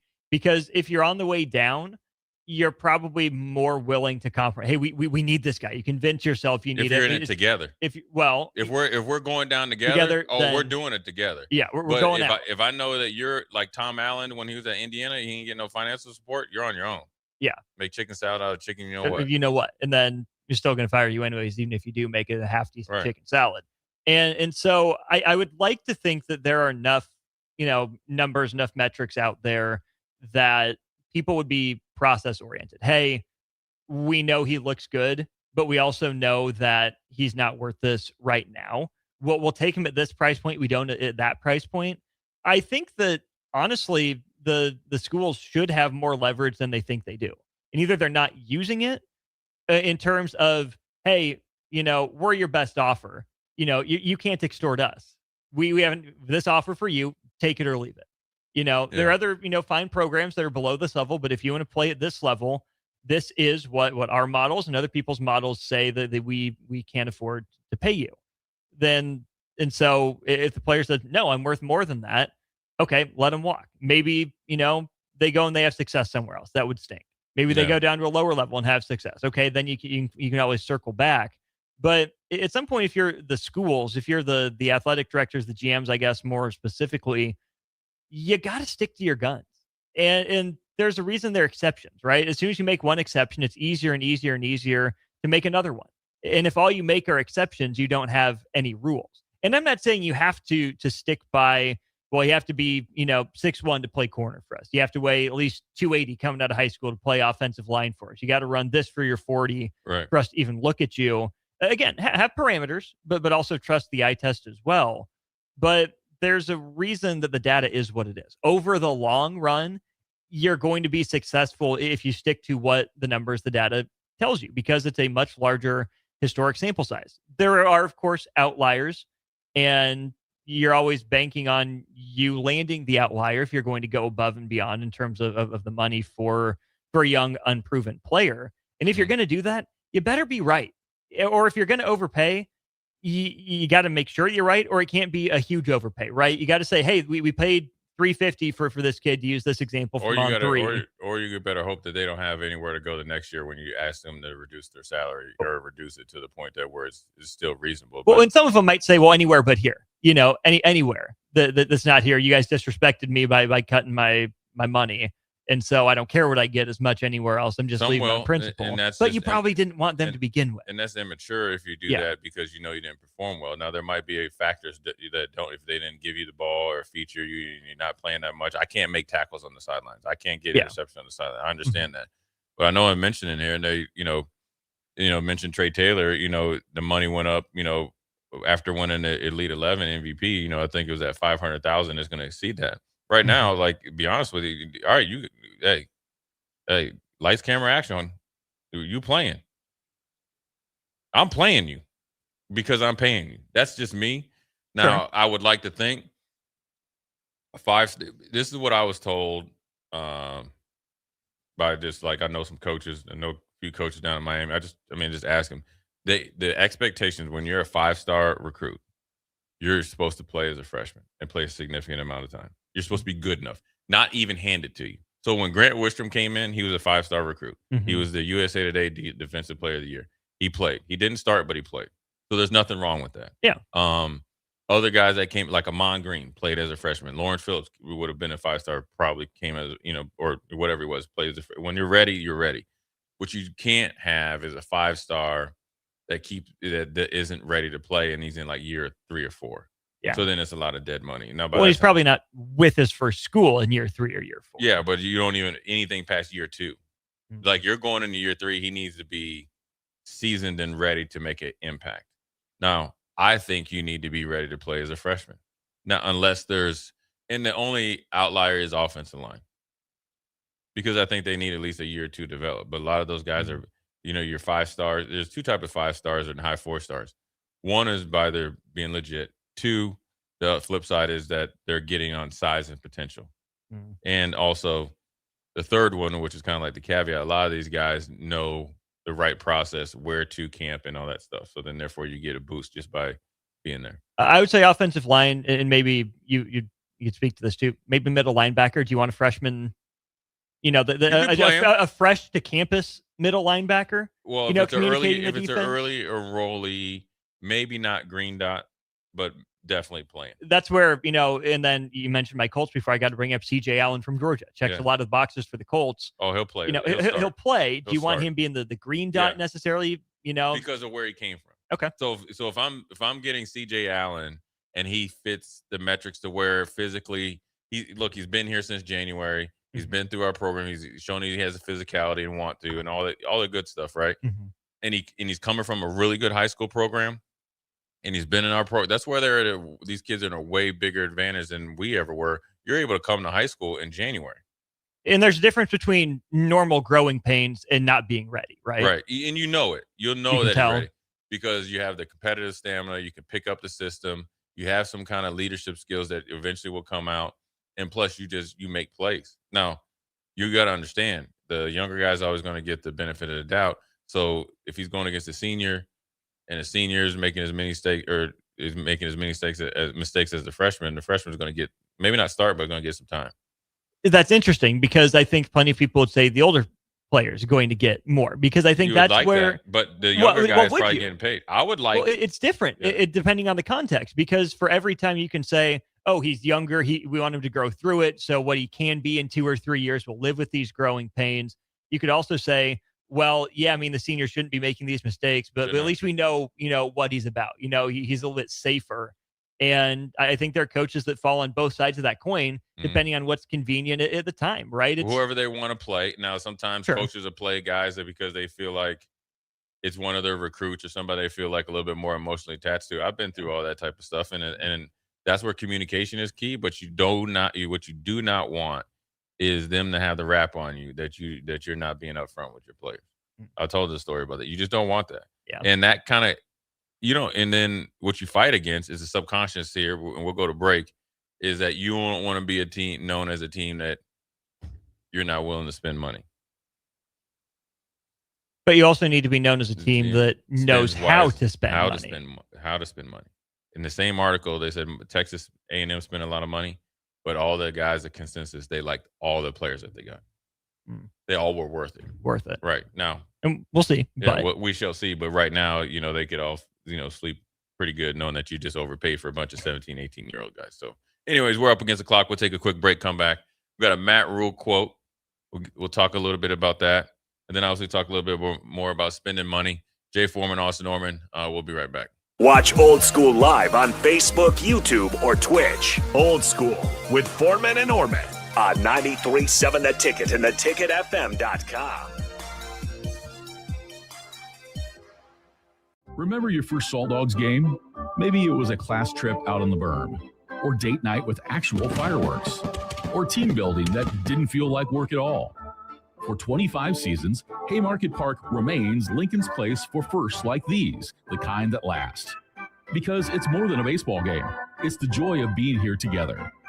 These are the traditions that bring us home. So here's to you, Lincoln. Your local tradition plays on. Get your tickets at saltdogs.com. Rick Heyman here from Sartor Heyman Jewelers. I want to personally thank our great customers for voting us once again the best of Lincoln. At the same time, we're celebrating our 120th year in business in the great state of Nebraska. You can count on Sartor Heyman for the very best quality, value, and customer service. When it comes to your jewelry needs, visit us at South Point, Grand Island, and the Outlet in downtown Lincoln. Visit us today at sartorheyman.com, and thank you for your continued trust after all these years. If you're seeking a career with a growing company, Gaina Trucking and Excavating is hiring and looking for additions to their team. Gaina Trucking has a strong team culture, competitive pay, 401ks, and benefits like health, dental, and vision. Drivers are guaranteed 40 hours per week, even in the winter months, and are home every night. Start your career today at Gaina Trucking and Excavating. Apply today at gainatrucking.com. Hi, it's Sean Callahan here with Koppel Chevrolet GMC in Louisville. Koppel is proud to be the highest rated GMC dealer in the Omaha and Lincoln areas based on Google reviews. Right now, get 0% financing for 60 months on new Silverado and Sierra 1500 models. But hurry, the 0% financing offer won't last long. Visit us in Louisville or check us out online at koppelcars.com. Building a new home can be a challenge, a lot of big choices. With our Remington homes, we have designed 15 different floor plans that appeal to a wide range of people. Bob Benish of Aspen Builders, talking about Remington Homes, which makes the home building process easier. People really enjoy being able to go to our website, which is remingtonlincoln.com, pick a plan, pick a price point, go through and build it yourself. You have a lot of options, whether you want granite, painted trim, wood floors, more stone, all options with our Remington homes. People do not want to be married to their house payment. You're able to get what you really want in a home for a great price with very limited stress. And that's what Remington homes are all about. Home building is easier with a Remington home from Aspen Builders at 423-6811. Online at remingtonlincoln.com. remingtonlincoln.com. Hi, I'm Kendall Warnock, owner of A1 Automotive. When it comes to your vehicle, trust matters. At A1 Automotive, we believe in honest inspections, clear communication, and quality repairs done the first time. Whether you drive a BMW, Audi, Volkswagen, Ford, Chevy, Toyota, Porsche, our team is committed to keeping you safe on the road. A1 Automotive, where integrity drives everything we do.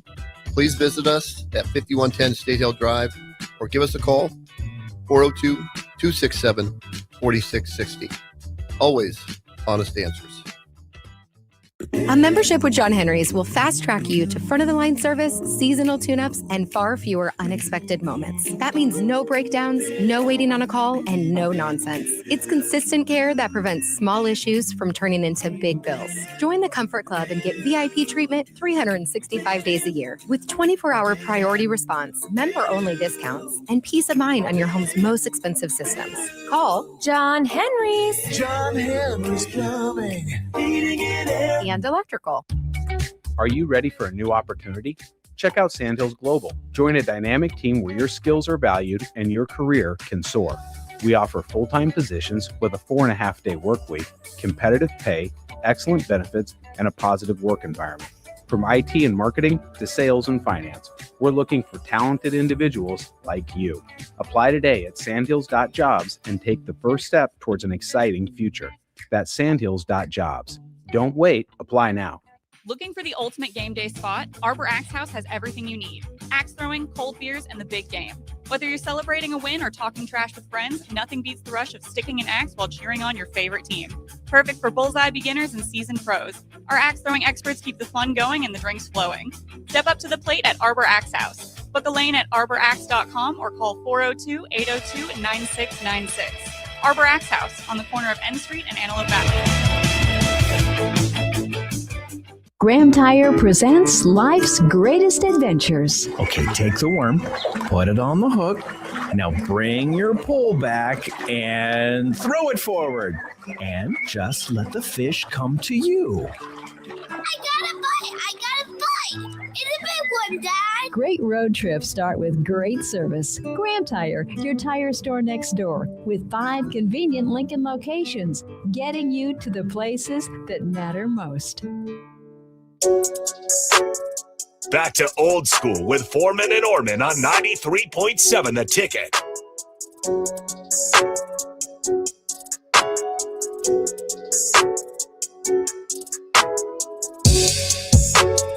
What up? We're back. Jay Foreman, Austin Orman.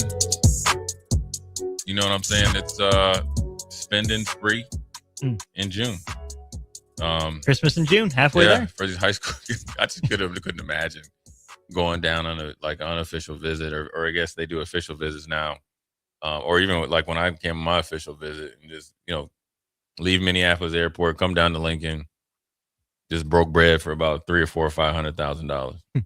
And still got to go play high school. Yeah, man, I'm done with this. Get back to that. Yeah, man, and so that can boil over into when you get here, and that's why I wouldn't do it. Now, in the article, they said Texas A&M did a really good job. They liked all the players. They said UCLA did really good. I think that uptick in that with the new coaches, UCLA, Florida, et cetera, is because they had to make that commitment with the new coaches and coaching staff. And so you got to support them. We've seen it with the difference between Tom Allen as last year and then Cignetti coming in and having certain things they need to. And you've seen it with James Franklin coming in just with facilities alone and NIL money. So that's where I'm curious to see what Pat Fitzgerald gets in Michigan State as opposed to Jonathan Smith. Yeah. I mean, number one, Kyle Whittingham as opposed to Sharon Moore. Right. I don't know.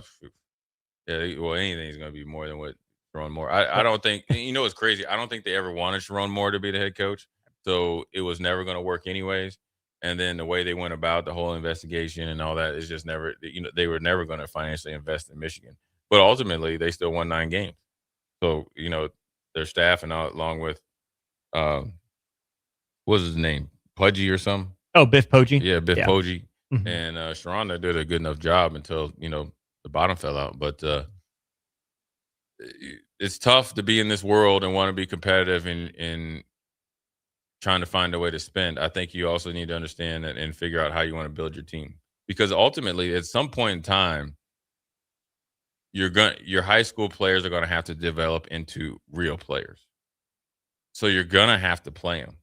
That's, you know what I mean? They're going to have to, like me, came in, redshirted, next thing you know, I'm starting, and then I became a legitimate player, or really, I think, a difference-making player my 3rd year. That's where I felt like, all right, I'm a problem right now, and so that's where, they're going to have to do that. You can't always think like I need to, Austin Orman isn't Randy Moss, so now we got to go get another freshman receiver because it's not going to work that way.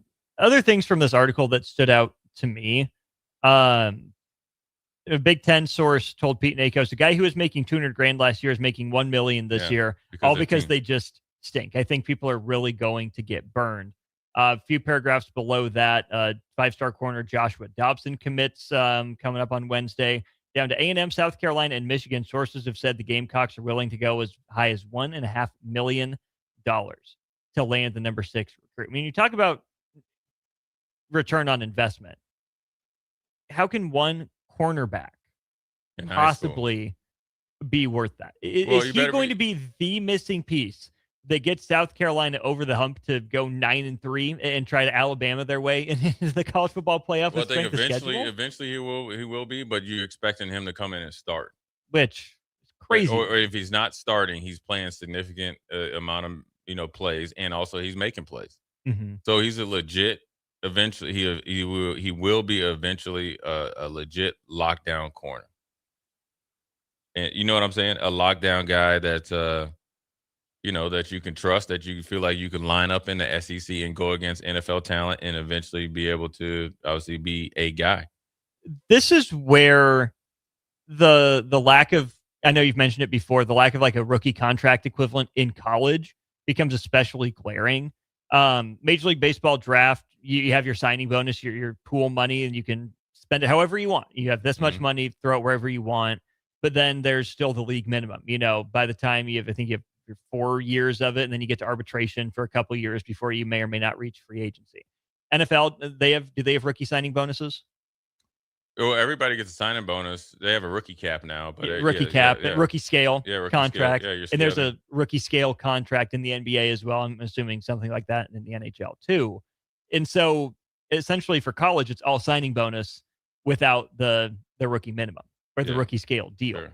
And that's where some of these numbers really pop out. I mean, even the Trey Taylor one, the paragraph says Nebraska quarterback commit Trey Taylor was recently named Elite 11 MVP, told on 3 this spring. He will make over $500,000 in year 1 with the Cornhuskers. Sources said that his deal is expected to well exceed that number. He told him that?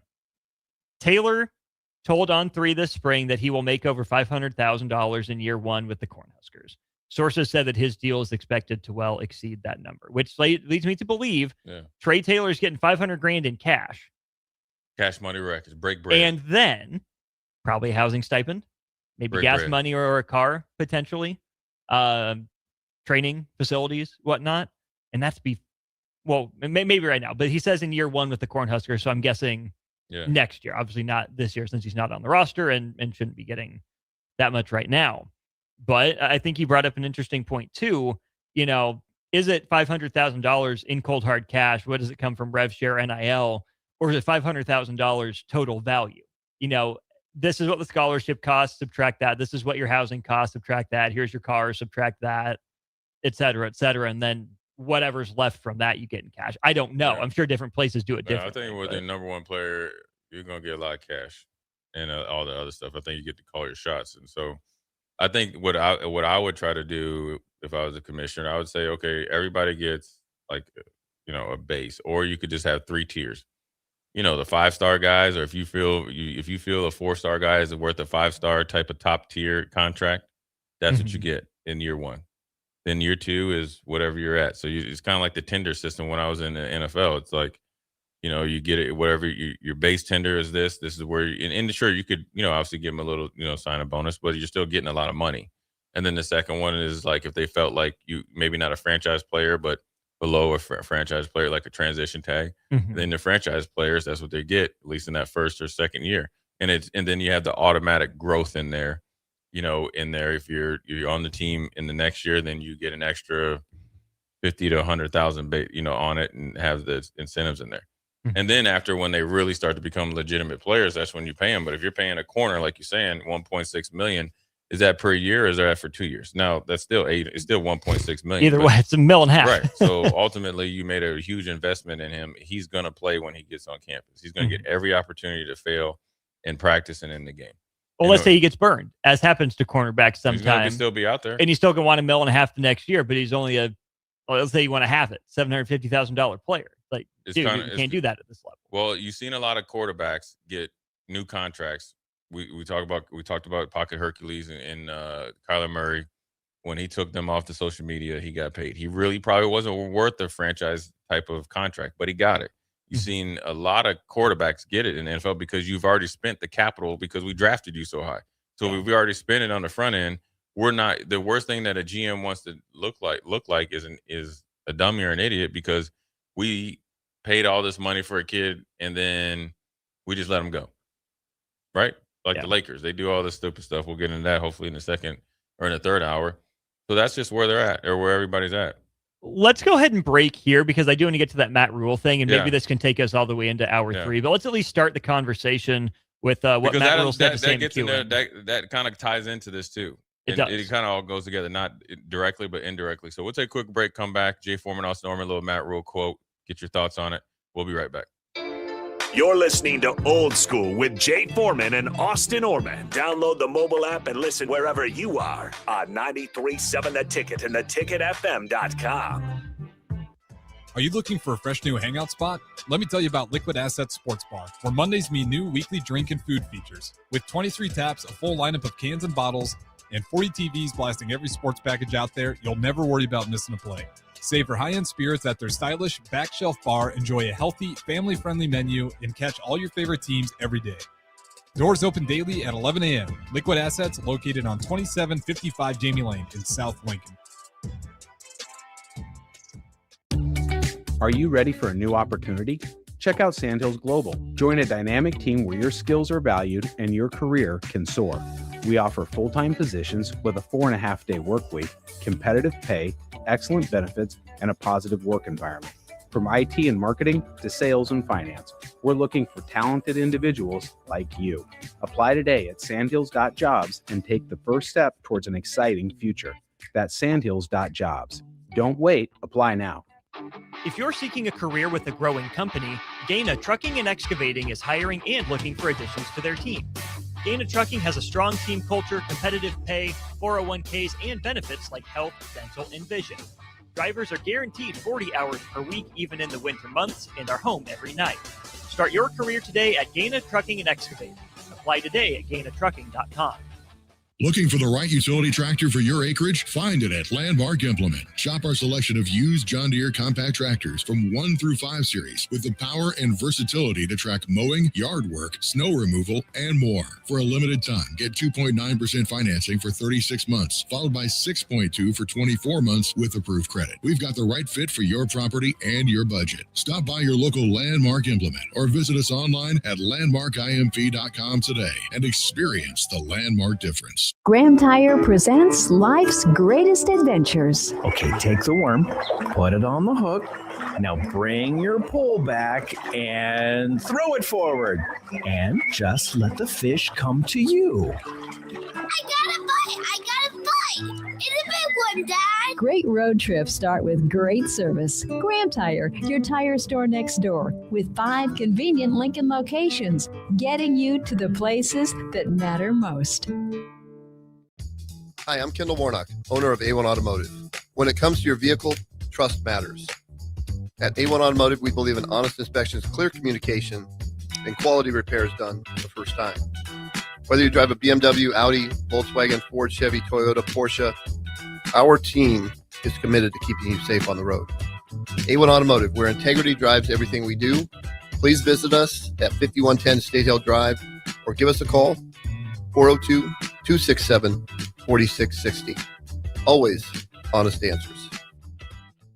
A membership with John Henry's will fast track you to front of the line service, seasonal tune-ups, and far fewer unexpected moments. That means no breakdowns, no waiting on a call, and no nonsense. It's consistent care that prevents small issues from turning into big bills. Join the Comfort Club and get VIP treatment 365 days a year with 24-hour priority response, member-only discounts, and peace of mind on your home's most expensive systems.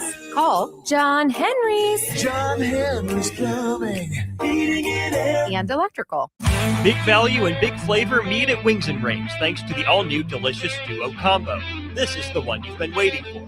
Get 1 half-sized appetizer and 2 entrees with a side for only $19.99. Bring a friend for the best deal in town on any day of the week, during game time, or whenever the heck you want. Their made-to-order wings and chicken sandwiches are waiting for you at their 68th and O and 40th and Old Cheney locations. Stop by Wings and Rings and celebrate every day with the best meal deal in town. Go Hog Wild Pit Barbecue. Hog Wild will be open on the 4th of July, serving up our award-winning barbecue. Pick up a slab of slow-smoked ribs and a family pack on the way to your celebration. They come loaded with your choice of meats and sides, complete with buns and our famous Hog Wild sauce. Order online at GoHogWild.com. Hog Wild Pit Barbecue, 3210 Cornhusker Highway in Lincoln. But don't be late, we close at 8. Remember your first Salt Dogs game? Maybe it was a class trip out on the berm, or date night with actual fireworks, or team building that didn't feel like work at all. For 25 seasons, Haymarket Park remains Lincoln's place for firsts like these, the kind that last. Because it's more than a baseball game. It's the joy of being here together. These are the traditions that bring us home. So here's to you, Lincoln. Your local tradition plays on. Get your tickets at saltdogs.com. Back to old school with Foreman and Orman on 93.7 The Ticket.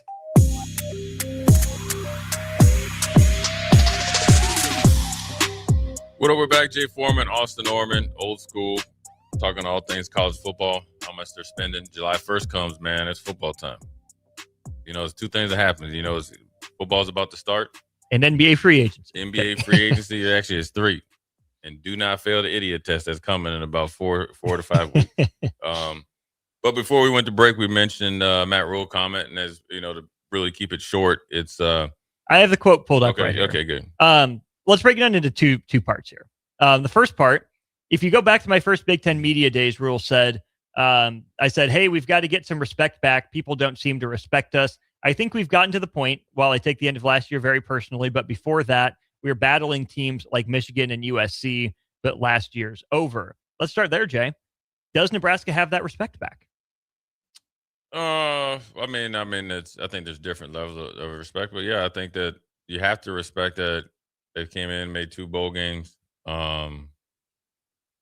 They've been, take away the 3 games last year, but obviously competed, and so they've gained the respect back now that, look, Nebraska's heading in the right way, and they're at least making bowl games. They're better, certainly. So you get respect for that because they were garbage before Matt Rule got here. Yes. I don't know if that's where I go with respect, though, because what's the conversation from Iowa City and from Minneapolis? Well, you got to take the respect from them. That's what I'm saying. Until you beat Iowa, Minnesota, Illinois, until they say, hey, we actually have to play a good game to beat these guys and not let's just wait them out. They'll make a mistake at the end. Just hang in there. Nebraska will beat themselves. You're not respected at that point. Now, from the outside, the perception is, okay, the program's in a better spot. Yes, that is one version of respect. We talked, I forget where we were at. I think it was at the College World Series. Agents, parents, GMs, whatever, think, oh, Nebraska's doing things the right way behind the scenes in NIL. They're staying true to their word. They're providing everything they say they will. That's respect. That's good.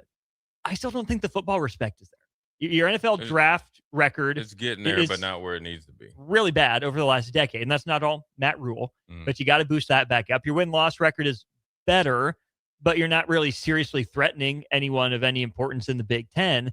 And the 3 teams that are essentially closest to you in geographic proximity or where you want to be just wait you out because they're not scared of you. Yeah. That's, to me, where maybe the respect is still lacking. Yeah, and that's why I said there's different levels to it.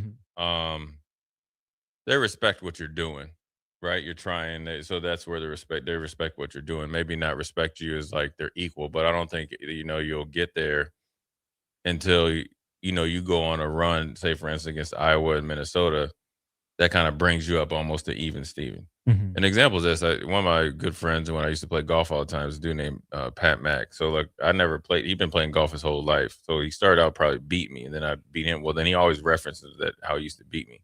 Didn't beat me anymore if we played, right? Or at least not to the same clip. So it's kind of, there's different levels to it where they respect what you're doing, and they respect, some teams respect you, and they know, and I think Iowa knows like Nebraska's going to come in and compete. I don't think they fear losing to Nebraska. That's the respect that you're talking about. I think they respect Nebraska, that they'll come in and play hard. They don't fear that they'll lose to Nebraska. Gotcha. So, fair. And I think until you do it 2 out of 3 years, 3 out of 4, you won't get their attention. And so you just got to go beat these teams. And the other part of the quote, he said he wants to be feared. Yep. We've got to become the team you fear. We've tried to stabilize the program, become a team that's respectable, can go to bowl games, can compete. Now that's not good enough. Now we have to take the next step of, hey, you fear playing us, and we become that team that you look at your schedule, you say, why the heck do we have them? That's my job. That's this group's job. Yeah, I mean, and it's a process that goes to it. I mean, it's not just 1 year, that you do it. Now, I guess the reply will be, well, Kirk Cignetti did it. Well, I think people in the coaching business respected and quietly feared Kirk Cignetti based on what he did at James Madison. Now, I don't think it's just fear, but they definitely respect him to the point like, all right, this dude can coach. There was not anybody that talked about Kirk Cignetti that said he couldn't coach. Right. No, Eric, I'm not saying trust the process. I'm just saying just because you have one good year doesn't mean teams are going to fear you. Right. We've seen like Nebraska basketball. They have to validate last year. They had to validate the year before. You got to keep validating because you're fighting an uphill battle because teams, players, administrations, or whatever that were here previous had dug you a pretty good hole. And that's why you're getting paid for it. And you got to figure out a way to, get your head above, water and be able to, swim on your own. So, that fear, when you strike fear into somebody, that's just a mentality thing. That's not a record thing. You got to be mean. Like there's not a player. Nebraska's not. there's not a player. We'll see. We'll see. We'll see. Because Nebraska hasn't been. They haven't been. But how you be like until you get tired again, like pushed around, or you feel like you've beaten yourself or disrespected, or you're not getting the credit that you're due, or whatever it is, that fight or flight, you're backed in. Until you feel and recognize you're backed into a corner, and you're not so sweet and all that other stuff, then that's when you'll understand what it's like to be truly mean. And you got to develop it. I mean, you got it's a process of getting there. So like I was saying, me as a freshman versus sophomore, junior, it's a totally different mindset. But one thing that we had in that defensive locker room on that team, everybody was mean. And mean isn't going out there and seeing a guy there and I take a cheap shot at him and I think I'm tough because I knocked him out. That's not it. We were mean. Like, we tried to punish you, like, every time we hit you. We tried to, like, wreck your mindset for 60 minutes, and we enjoyed it. Now, that's because of the way we practice, and maybe this is the way we were, but that's what's fun to us, right? But you have to live it, though. You have to embrace it. And so the biggest thing, you know, in order to be feared, you know, the word, I guess you know, they say one word and then in the equal sign, fear, is discipline. And that's the hardest thing, because it's actually an individual choice. Because along with discipline, in parentheses, is sacrifice. And a lot of times you got to sacrifice personal relationships and all this other stuff, because that's your like your mates or your friends or your teammates, because that's the most important thing. So you're not going to be going home on spring, like, you know, I was talking to some guys, like our July 4th, we might have like did like firecrackers and stuff like that. Our mindset was like, oh, Monday, we got to get right back after it. Yeah. We worked out on Friday to have a July 4th on Saturday or whenever that was. You get what I mean? Yeah. So it was a very short time off. We're not going to the, you know, if you're going to the lake, you're back before dark. It's all that's sacrifice. Yeah. Then you become angry because you don't want anybody to take anything away from you, because you felt like, and you knew in your heart of hearts, you earned it. That's why you guys are mean. That's why guys are. When you have, like, nobody turned down hits. Welcoming them. Right. Inviting. And that's, and the fear came. They watched on their computer or on their tape. They saw it. They saw it from our receivers, our tight ends, our line, our quarterbacks. You know, they'll block too, you know, running backs. They saw it from our special teams guys. They saw it from our DBs. They saw it from our safeties, linebackers, and everything. So that's where they figured, like, oh, we're going to get hit today. Oh, these guys don't have any penalties. Oh, these guys play hard. Oh, the third team is playing hard. They're not turning down hits. That's where the fear comes from. It didn't matter if the guy with the third, you were getting hit. And once they get to that point, and then you become, you know, it's not just the starters, it's the guys below them. That's the on the field type of fear that certainly Nebraska's been lacking. The Rule quote to me, Jay, read more this way. Think about Husker fans saying, well, why is Ohio State on our schedule for like 10 of the last 13 years? Why do we get those guys all the time? You know, I think about if Nebraska's getting back to feared, as Matt Rule seems to be saying it, it's, well, let's just for a random example, Minnesota saying, oh crap, we have to go to Nebraska the week before Ohio State, comes to town, or the week before Wisconsin, or something like that, to where it's, oh, we know we're going to be beat up going into a game against a marquee team or into a rivalry game. Or I know there aren't divisions in the Big Ten anymore, and the cycling's more, you know, cyclical, whatever. But if Illinois, you know, Nebraska gets to that level, even over the next 5 years, it's, man, we have Nebraska right before we got a still resurgent Indiana, and then we got this Ohio State game, and we were lucky we had a bye before Nebraska. We just got done playing Oregon and Michigan right before that, where you're not the homecoming game, you know, like you were a couple years ago for pretty much every team you're on the road for, to where you're not the cupcake, to where it's not, okay, you know, it'll be a good game. We think they'll play hard, but you're actually going to feel it, and you're like, oh crap, they come into bad time on our schedule, because you make it a bad time on their schedule. Yeah, it's a long, hard process, and this is what hopefully the summer has led to. You know, if they're going to be a meaner team and have a mentality like that, it starts in the weight room, and it starts with what's going on in the locker room. So we'll take a quick break. We'll come back. we're going to still continue this at the top of the 5 o'clock hour. We'll push back the ultimate professional athlete soccer team in the second segment in the third hour. Jay Foreman, Austin Orman, we'll be right back. Watch Old School live on Facebook, YouTube, or Twitch. Old School with Foreman and Orman on 93.7 The Ticket and theticketfm.com. Big value and big flavor meet at Wings and Rings thanks to the all-new delicious Duo Combo. This is the one you've been waiting for. Get one half-sized appetizer and 2 entrees with a side for only $19.99. Bring a friend for the best deal in town on any day of the week, during game time, or whenever the heck you want. Their made-to-order wings and chicken sandwiches are waiting for you at their 68th and O and 40th and Old Cheney locations. Stop by Wings and Rings and celebrate every day with the best meal deal in town. Are you ready for a new opportunity? Check out Sandhills Global. Join a dynamic team where your skills are valued and your career can soar. We offer full-time positions with a 4.5-day work week, competitive pay, excellent benefits, and a positive work environment. From IT and marketing to sales and finance, we're looking for talented individuals like you. Apply today at sandhills.jobs and take the first step towards an exciting future. That's sandhills.jobs. Don't wait. Apply now. This is Lincoln's home for sports talk on the FM dial. Also online at theticketfm.com. On the internet. KNTK FM Firth, 93.7 The Ticket. Hi, it's Sean Callahan here with Koppel Chevrolet GMC in Louisville.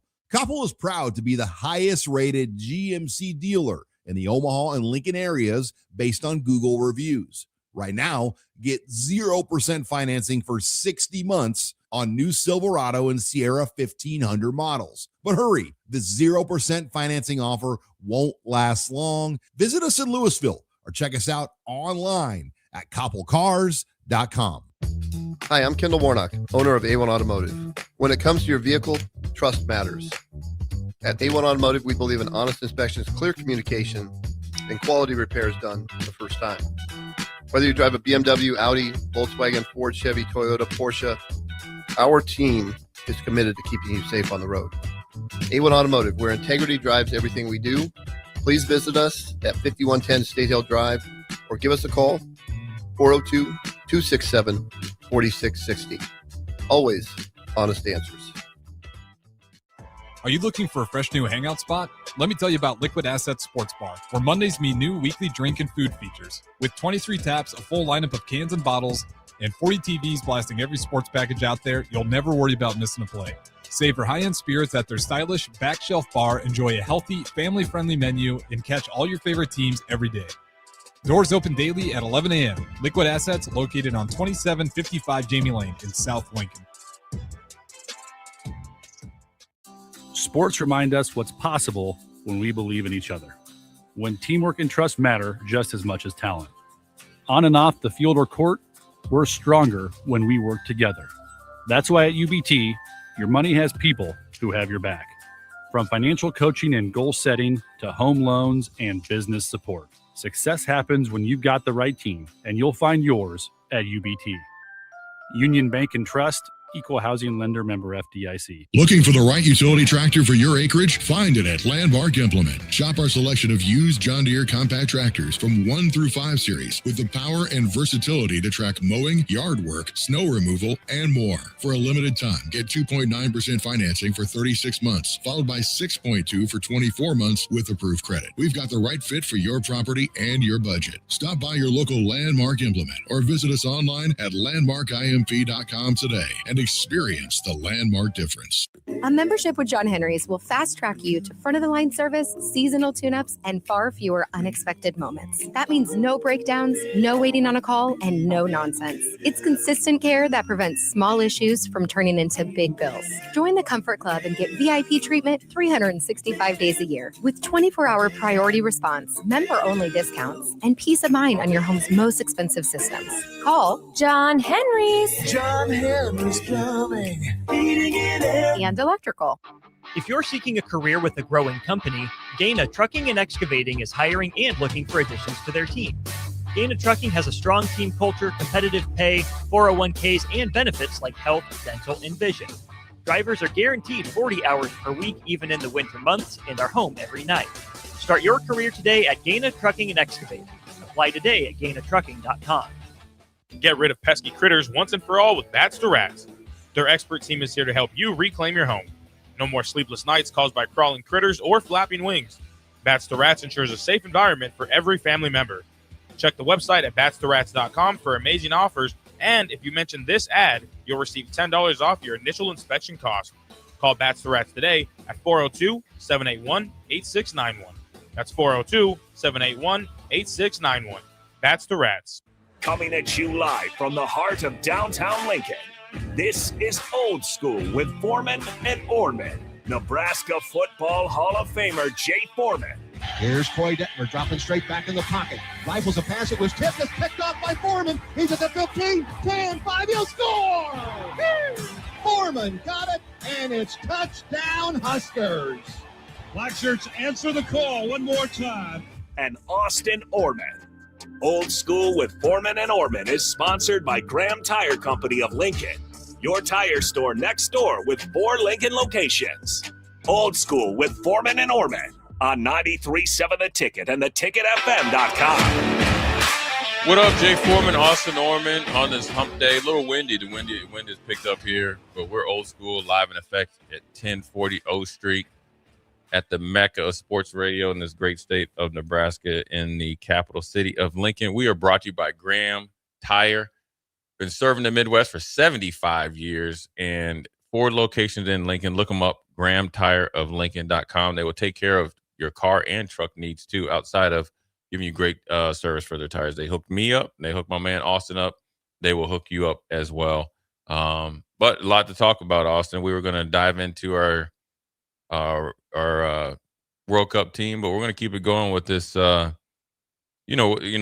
we just did the Matt Rule quote where we're respectable now. Now we want to kind of be feared. I think really when you look at it, and he's right. There's nothing that he said that was wrong. So there's nothing even about the quote that you can even dissect that isn't 100% facts. It's just that people respect that what you're doing down here because you got Nebraska out of embarrassing themselves. That's really because when you think of when Riley was here and, obviously some times with Frost. That end of 2017 was pretty atrocious. Right. The end of the amount of penalties or the stuff that you see, missed tackles and, guys just kind of, packing it in. And that's just the football stuff. Right. Yeah, right. And so, but just the whole thing. And so when you have, Matt Rule is like, okay, he came in and he kind of got, okay, we got you tidied up, right? It's like, all right, we got you tying your shoes, got your shirt tucked in. When you go to a country club, you kind of, your clothes are matching. You brush your teeth and put the stuff that should be just, guaranteed. We've done that. Now he wants to be like, oh, we got to go play some ball, and you got to, put the fear in it in team that this team is going to come to play, and it's not a walk in the park anymore, and that's just going to come down to 2 things: what Nebraska's been doing on their own time in the dark, as far as in the weight room or whatever, individually and collectively. And then also the second part is once they have some success, does that change their preparation? Does that change their mindset? That's what it's going to come down to, because everybody's excited to play, the first game, or when you come out of the tunnel, or you're playing Indiana and all that, right? Because nothing's happened yet. Nothing's happened yet until you kick off. And then when you look across the line of scrimmage, and you have to have the trust within your guys in the huddle that you're ready to lay it on the line. That's where it comes down to. Like, if you think that you can work out and just I just go in the weight room and I just do whatever on my card and then go home and think we're going to have the continuity that we need. I don't care if you just got here out the portal. That doesn't mean anything anymore, because you do that in high school. You do it in your 7-on-7 team. Yeah. I see it all the time in basketball. I was dumbfounded. I saw a kid, his parents had 4 jerseys laid out for one tournament. This kid probably played 12 games in that weekend. You get what I'm saying? So, but ultimately the standards are got to be, look, we're going to be in this thing together. And that's what's really going to come down to. But there's a good quote in here from Thompson Lincoln. He says, I haven't seen, let me get this up here. I haven't seen the passion, if we die, we die mentality. I think what you're saying, Thompson Lincoln, is that I want Nebraska to practice, prepare, think with more desperation, but calculated desperation. Desperation is two things. Like you do everything, under the sun that you're so desperate because you want to win and perform well, or you're desperate because you're unprepared. There's two different desperations. And I think sometimes you got to really I know this from when you're coaching kids, you better tell them the difference in desperation. Right. And so you want to see Nebraska be a little bit more desperate. Yeah, the bad kind of desperation is we're thrown into the wall hoping something sticks. We don't have a plan. The good kind of desperate is I know I've done everything in my power to put us in position to win this football game. I need to win this football game. My hard work, our hard work can't go to waste. And I don't know if it's complete desperation. Hunger might be another way to phrase it potentially. Who's hungrier to win on Black Friday? Iowa or Nebraska? Who's hungrier to win, Nebraska or Minnesota? Hasn't seemed like Nebraska recently. And I don't want to take Thomas's text and necessarily make that a reflection on Rule, because I think, for that team in that moment, it made sense, and maybe he planned it, maybe he didn't. I don't know. But I do think it is fair to at least consider the possibility that what if that message isn't getting through? Is it harder for that message to break through in an NIL era, in a transfer portal era? Yeah. Maybe that message worked for that team. Why didn't it work for this team? Why didn't it get transmitted? Why isn't "if we die, we die" showing up in desperation or hunger more consistently for Nebraska football, if that's really what Matt Rule believes and wants his teams to be about? I mean, I don't know if that's the same context that we're talking about. I think he was just like, look, just go out there and play, man. We win, we lose, but we're going to go out there and we're going to lay it on the line.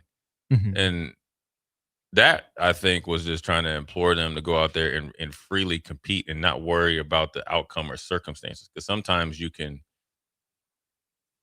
I'm not going to call it giving up, but you can go out there and kind of go through the motions. You're playing hard, but you're not playing with vicious. I'm playing hard. Yeah, I'm playing hard, right? But am I laying on the line? You know what I'm saying? So he was trying to get guys to lay it on the line. Whereas what I'm talking about is the desperation and that the good entitlement that you develop in the off season, that's based on what you're doing right now. It's based on me if I was here and still working out through the week and not probably going to Minnesota for an extended weekend or making sure that I'm back Monday by workouts or whatever it is. That's where you get that meanness from, because you put in some work and you really, you haven't been able to have any fun. But the fun is winning, because you don't ever regret not giving up something when you win. You shouldn't regret it anyways if you love football. So I think some of that too goes to what's the difference in that mentality? Does there need to be a shift in that mentality when you're between the lines versus off? Because it's 100%. Because I think, if you put so much pressure on yourself, I have to win this game, I have to make every play, that can get you in a bad headspace. If I don't win this game, my career's over. What's coach going to think of me? Yada, yada. That's the bad desperation. And that's the wrong kind of desperate, as opposed to the good kind of desperate of, man, this is the game that's in front of us. I'm focused on it. I've shown how focused I am all week. There's nothing left to do but win the game. I'm going to do everything in my power, throughout the course of the week, right? I'm desperate to put myself in a good position to succeed. I'm going to pour everything I have into this game while still keeping the perspective of, hey, there's going to be another opportunity, God willing. Yeah. And, this game matters the most of anything for these 3 hours, but there's still more to life than just this at the same time. The right kind of perspective on you got to have perspective in the way it is. I mean, how you are on the field, you got to have a switch that you got to go to another level. And that's just part of just, your mental training. That's just part of it. It's no different than a performer that's going out there and performing at a singer or a rapper or whatever. They got to get into they're out there to perform. So you got to go out there and be desperate enough to put on a good performance, and not, if I miss this tackle, you don't want that in your team. First of all, you don't want a coach coaching, I know there's some high school coaches that do this. I always know a culture of a team. If a kid has a turnover in basketball and he looks to the bench, that lets me know you're playing out of fear. Now, if you have 3 turnovers in a row, then we got to have a conversation. But the kid knows that. Mhm. He just probably walking off because, all right. Grandma knows that. She didn't even play growing up. Right. So I don't think you need to have that. I just think you just need to have it to the point where, you just got to have that mentality. And it's got to be it's not just the starters, it's everybody. And it can't be when it's easy. It can't be when the camera's around. It's got to be just how you live. It's just, that's the only way I can describe it. It's just, it's who you are and who the environment makes you like be that. Because obviously 95 team was great. All the teams that I played on were great teams, right? 3 national championships. Other teams were great as well. Not everybody on that team was like a stone cold killer. But the peer pressure, they knew that they had to play at a certain standard. You know what I mean? Yeah. We had pretty boys on the team. We had dudes that were roughnecks. We had country dudes. But everybody knew when you step on the field, it was just so the environment dictates it.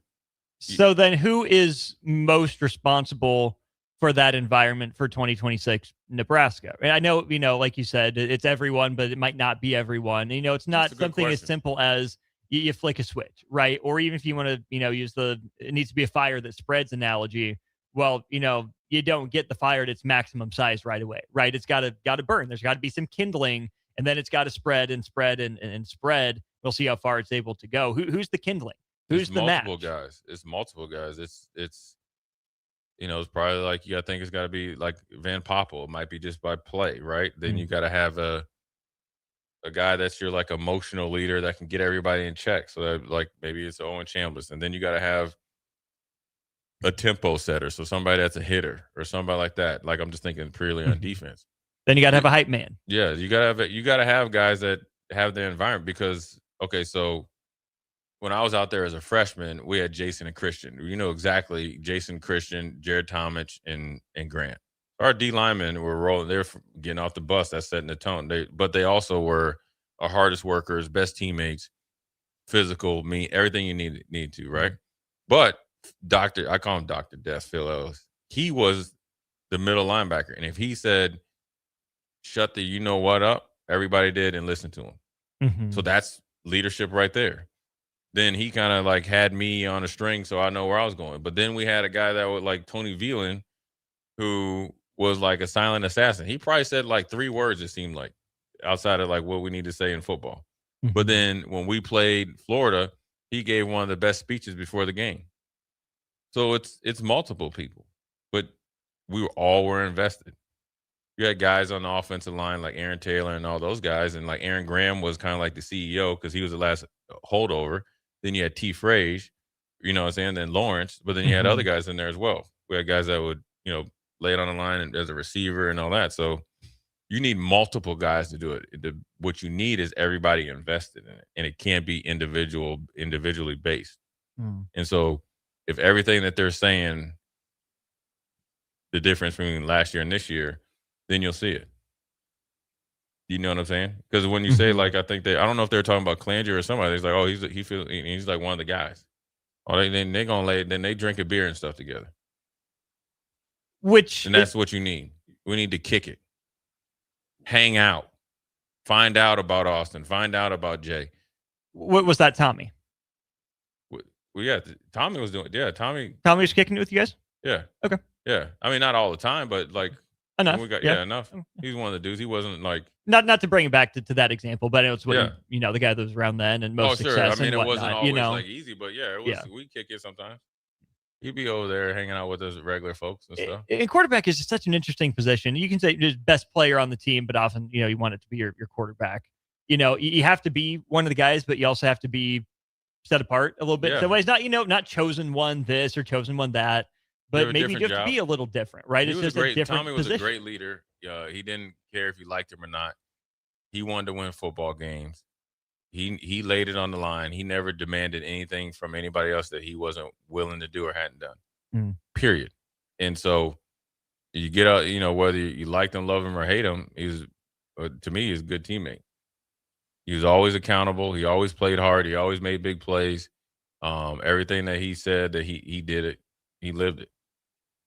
That's what you need. You need more guys that are going to bring it to you, and whether it's privately or publicly, not in the media, but at practice or one-on-one and tell you you ain't pulling your weight, or be there with like, man, you know what? You really are, pulling your weight.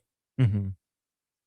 When do you need to establish those different types of leaders? Is that something that you can figure out in season? Is that something that is just different team by team? You'll just know it when it clicks. When's the ideal time to know who that core group of leaders is in that way, like you're talking about? I mean, I think it's developed in the off season, but you should know it. But then again, that's developed by guys that are playing, and then how they go about like how they've kind of got to that point. Like Riley Van Poppel came in as a freshman, redshirted, has ups and downs last year, and so this year he's got to step up. So he's in that position. Then you have guys that kind of know the system and has played and been productive, and like Chambliss and McDougal and all these other guys. So they kind of get the credibility right there. So that's kind of all formed in the off season. I'm sure they have team building exercises and have unity counts and all that type of stuff. So we shall see that, like, like who's what and all that. Like obviously Barney's like kind of emotional leader, like louder guys, but ultimately you got to be that, and then you got to be productive. And see, that's where I think Barney, it was what kind of I was thinking with the hype man, right? Some flash, some juice, some excitement. Is he the emotional intelligence guy that knows exactly what that team needs? Yeah. Right. I don't know. Maybe he is, which would be really interesting to know, right? Is Ja'Cory Barney Jr. the one that, when times are good, he's up there and dancing. When times are tough, he's the same guy like, hey, we're good. Get your head in it. Or is he the guy that knows when to back it off? When to be loud, when to be quiet. I don't know what his leadership style is, because he's an upperclassman. There's a lot that's going to be expected of him now. And that's a guy, Jay, that I still don't think, is fully settled in a role at Nebraska. We talked about that a little bit. I think that was on Monday for a little bit, but yeah. I think there could be a big year for Ja'Cory Barney Jr. And maybe, he doesn't live up to being 1,000-yard receiver ever at Nebraska. But if he can be, at the very least, an emotional leader that got things on the right track and said, hey, this is how we're going to act. This is how we're going to carry ourselves. This is what it looks like to be desperate, to be hungry, to work like it in the off season and still have a good time while doing it. That's a valuable legacy as well, potentially. Yeah. You look for him to be productive this year. I think the efficiency needs to go up. That's game in and game out. He's making plays. And so defenses can roll to him and take him away. So we shall see. But before we go to break, Austin, the Jaylen Brown saga, just to flip it to NBA now, because obviously this is the first day of free agency. The Jaylen Brown saga, or the Celtics, it's actually one-sided. It was like the Celtics targeted him to trade him, almost worked it out that he had a career year. Tatum came back. They traded him within the division. They sent Jaylen Brown to the Philadelphia 76ers for none other than Paul George, the guy that you can't depend on, that was going to be a franchise player, a superstar, but hasn't been. He has a lot of other things he's interested in. There's more to the story to like why the Celtics felt like they needed to get rid of one of the top NBA players that's a superstar and one of their leaders. He was a finals MVP of your NBA championship team. Yeah, first one in 15 years. Yeah. And he was the one that stepped up. He carried you through. Right. He was the one that showed up even when you lost to the Warriors. And so this is the guy you're trading. And then this is what you're getting back. That's where there's more to the story, because I think it's fair to say that Paul George is more comfortable as a second banana. Maybe, in Indiana, he was the guy, but he's very comfortable being the other B or number 2 or 3. Right. Yeah. He wasn't the guy for the Clippers. It was Kawhi who got all the attention. Yeah, Paul George got his fair share of blame. When he went to Oklahoma City in that trade, guess what? Still Russ. Yeah. At that point, I think for the most part, it wasn't Paul George, or maybe it was their early Shea. I forget exactly the timeline or whatever. Paul George is maybe a little bit more comfortable being that second option. Boston also gets 2 firsts and 2 seconds in this deal.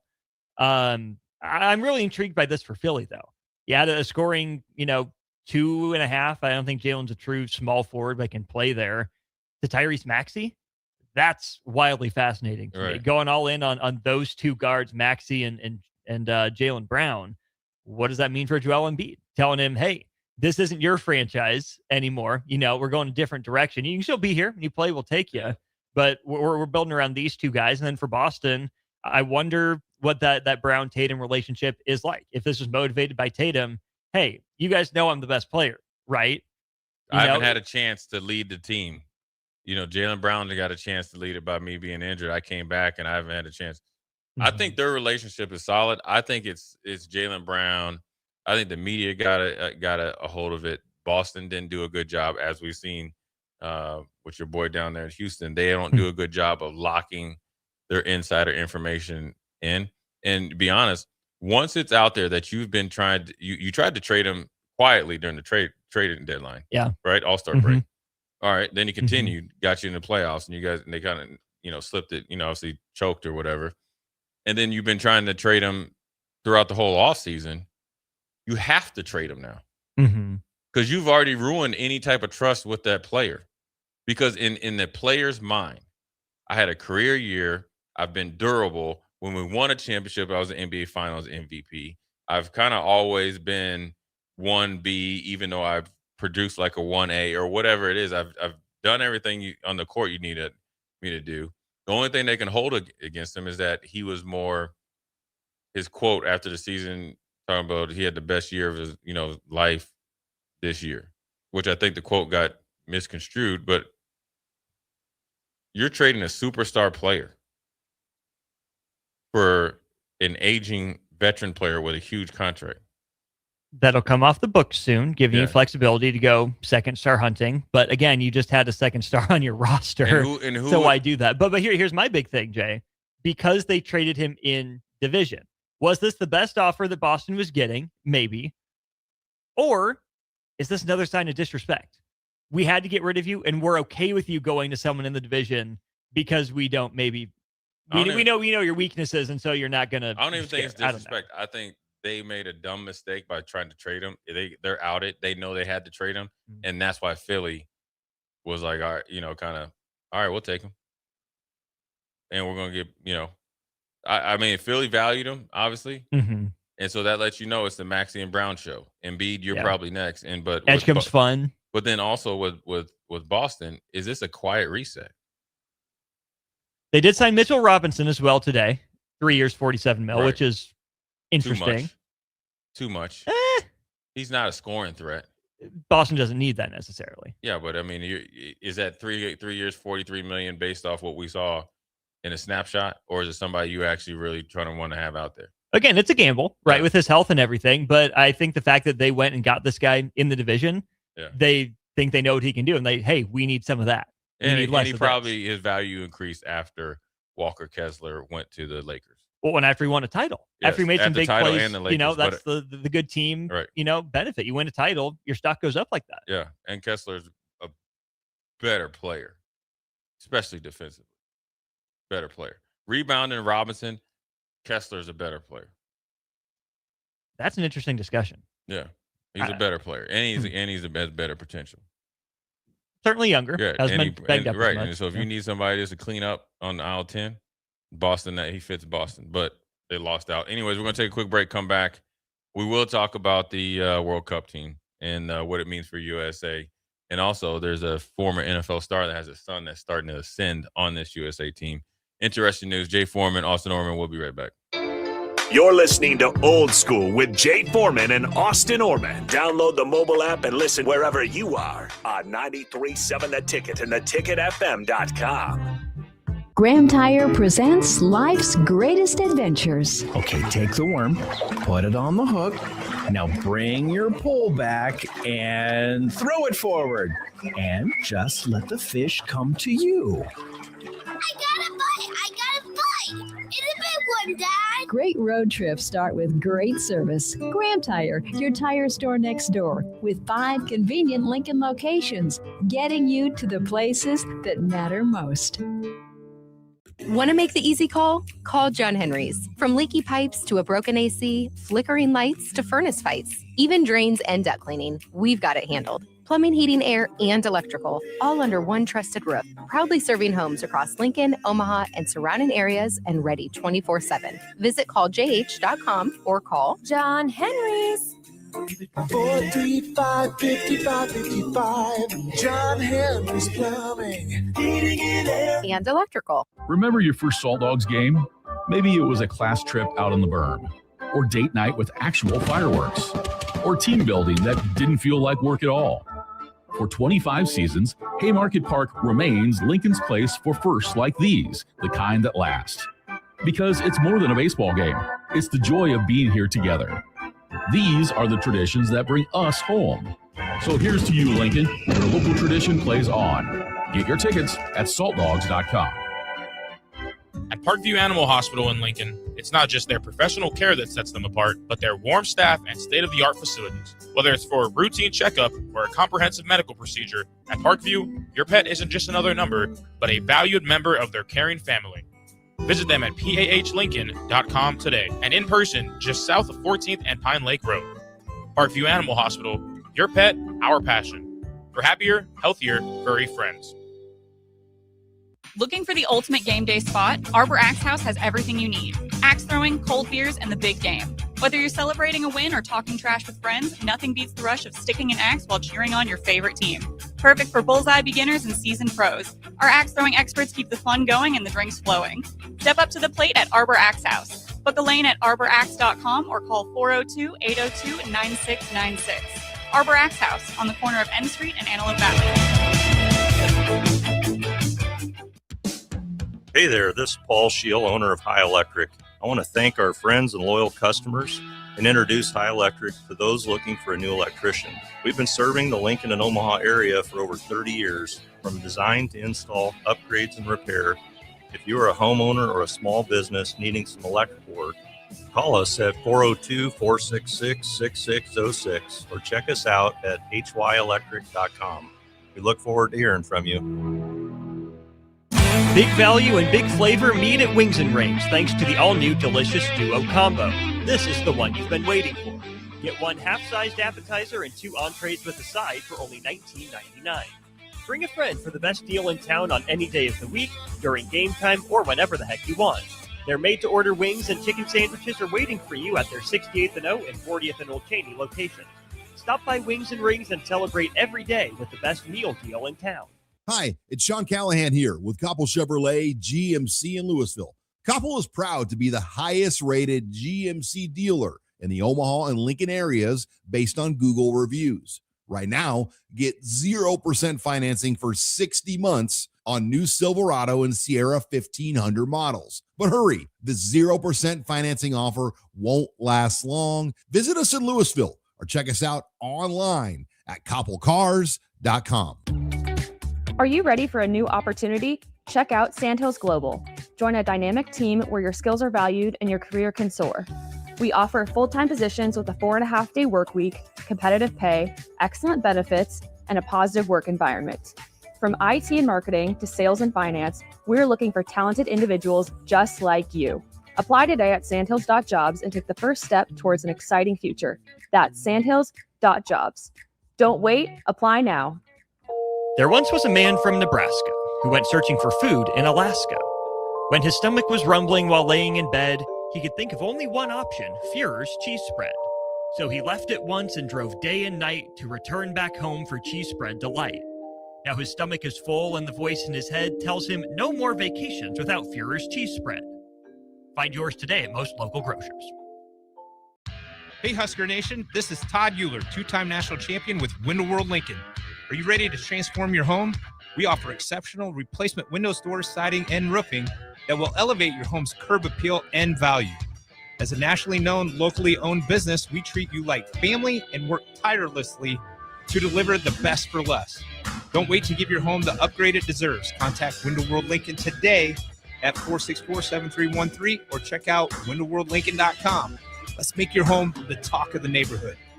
Get rid of pesky critters once and for all with Bats to Rats. Their expert team is here to help you reclaim your home. No more sleepless nights caused by crawling critters or flapping wings. Bats to Rats ensures a safe environment for every family member. Check the website at batstorats.com for amazing offers And if you mention this ad, you'll receive $10 off your initial inspection cost. Call Bats the Rats today at 402-781-8691. That's 402-781-8691. Bats the Rats.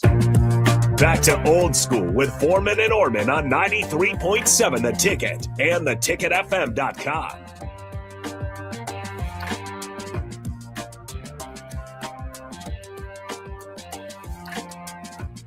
What up? We're back. Jay Foreman, Austin Norman, coming off the long segments with the spending in college football, Matt Rule quotes, and then obviously the bombshell.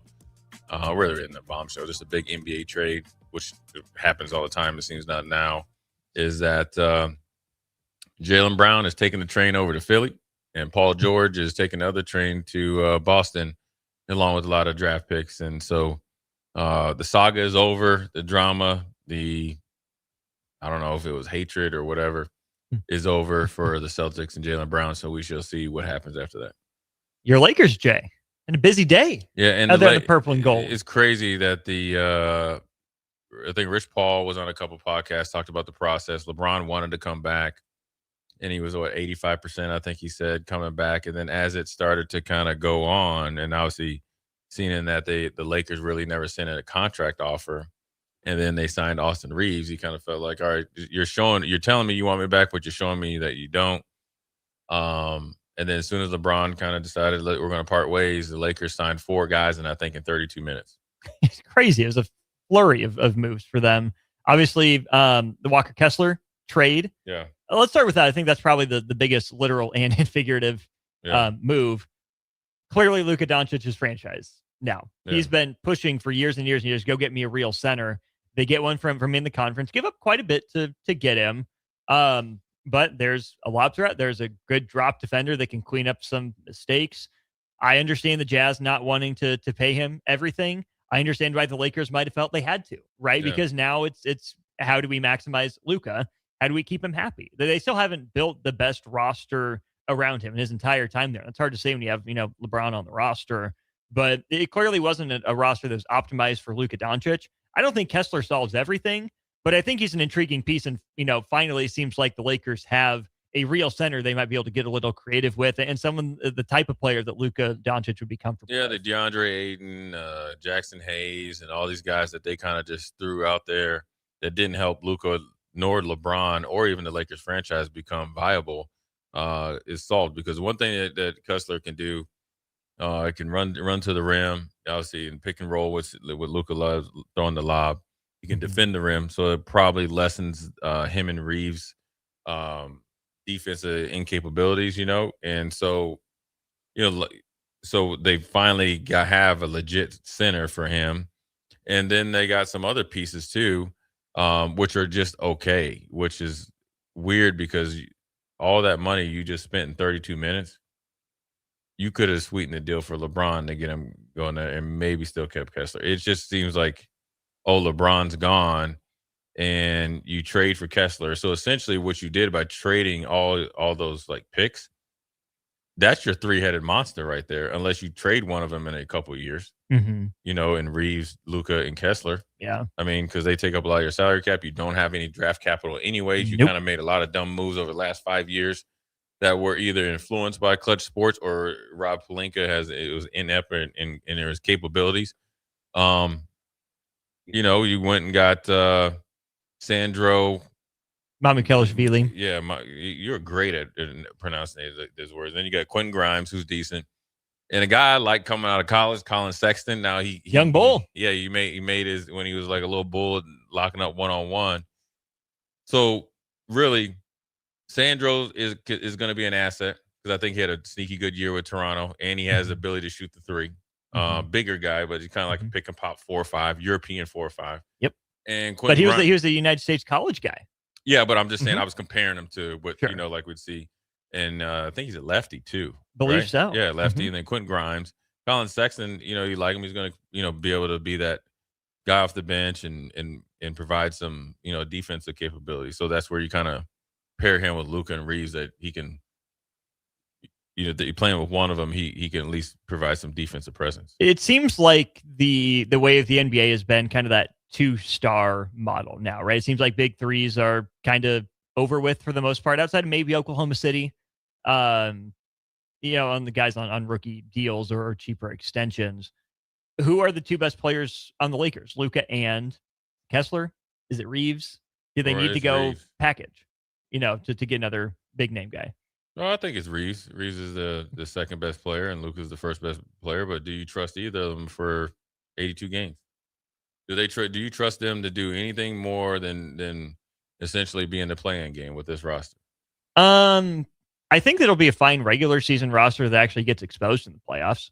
Yeah. I mean, outside of Jared Vanderbilt, what's your wing situation looking like? And even Vanderbilt has his flaws in terms of 3-point shooting. Yeah. PJ Washington, pretty clearly a better player, to use the Dallas equivalent, essentially, from Luka's first tenure.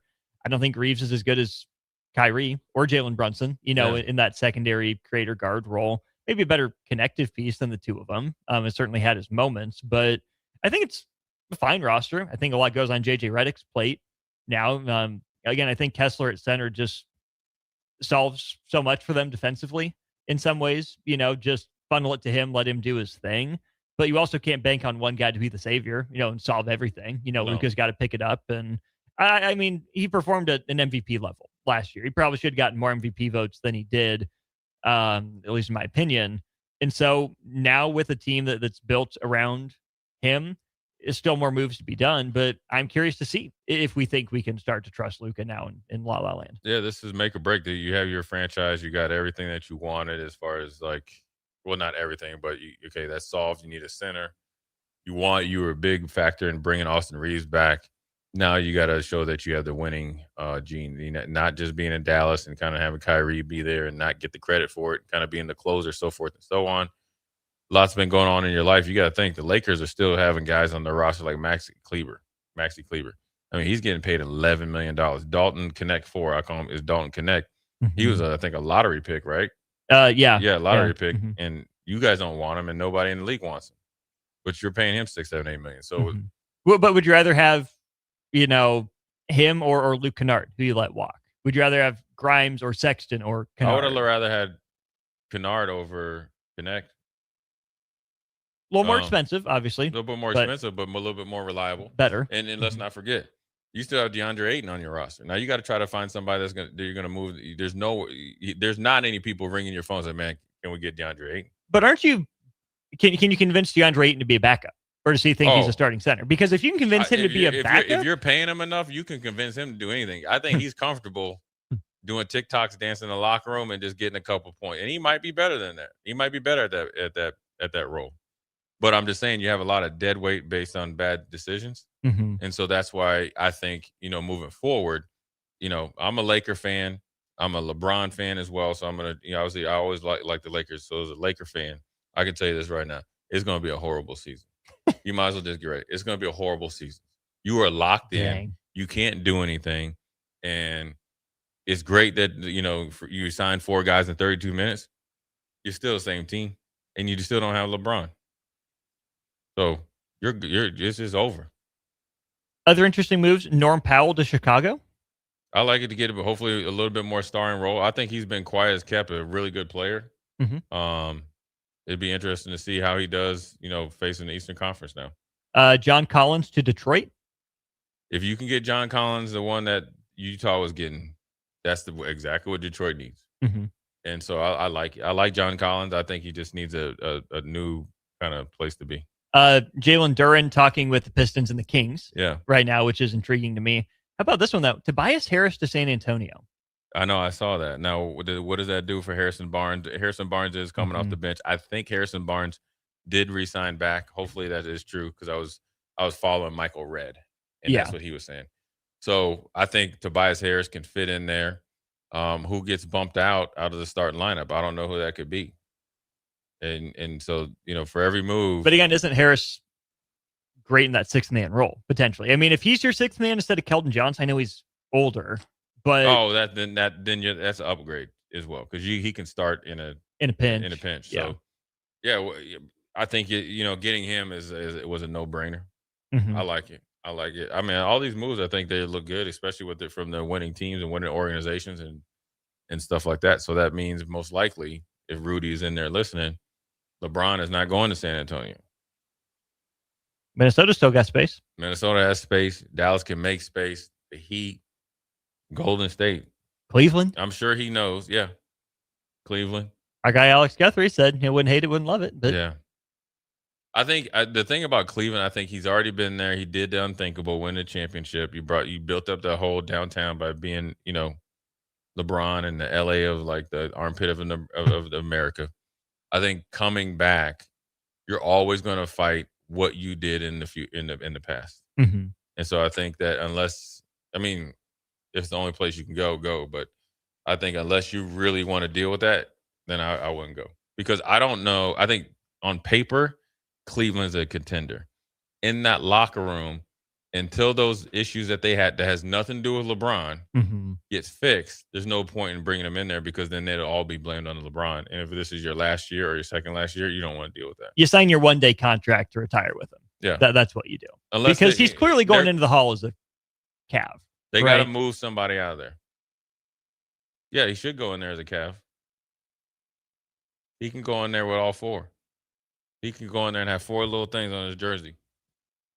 That's why he's the GOAT. Do you think Cleveland, Miami, and Los Angeles all retire his number? The Lakers won't. The funny thing about the Lakers fans, like, but should they? They should.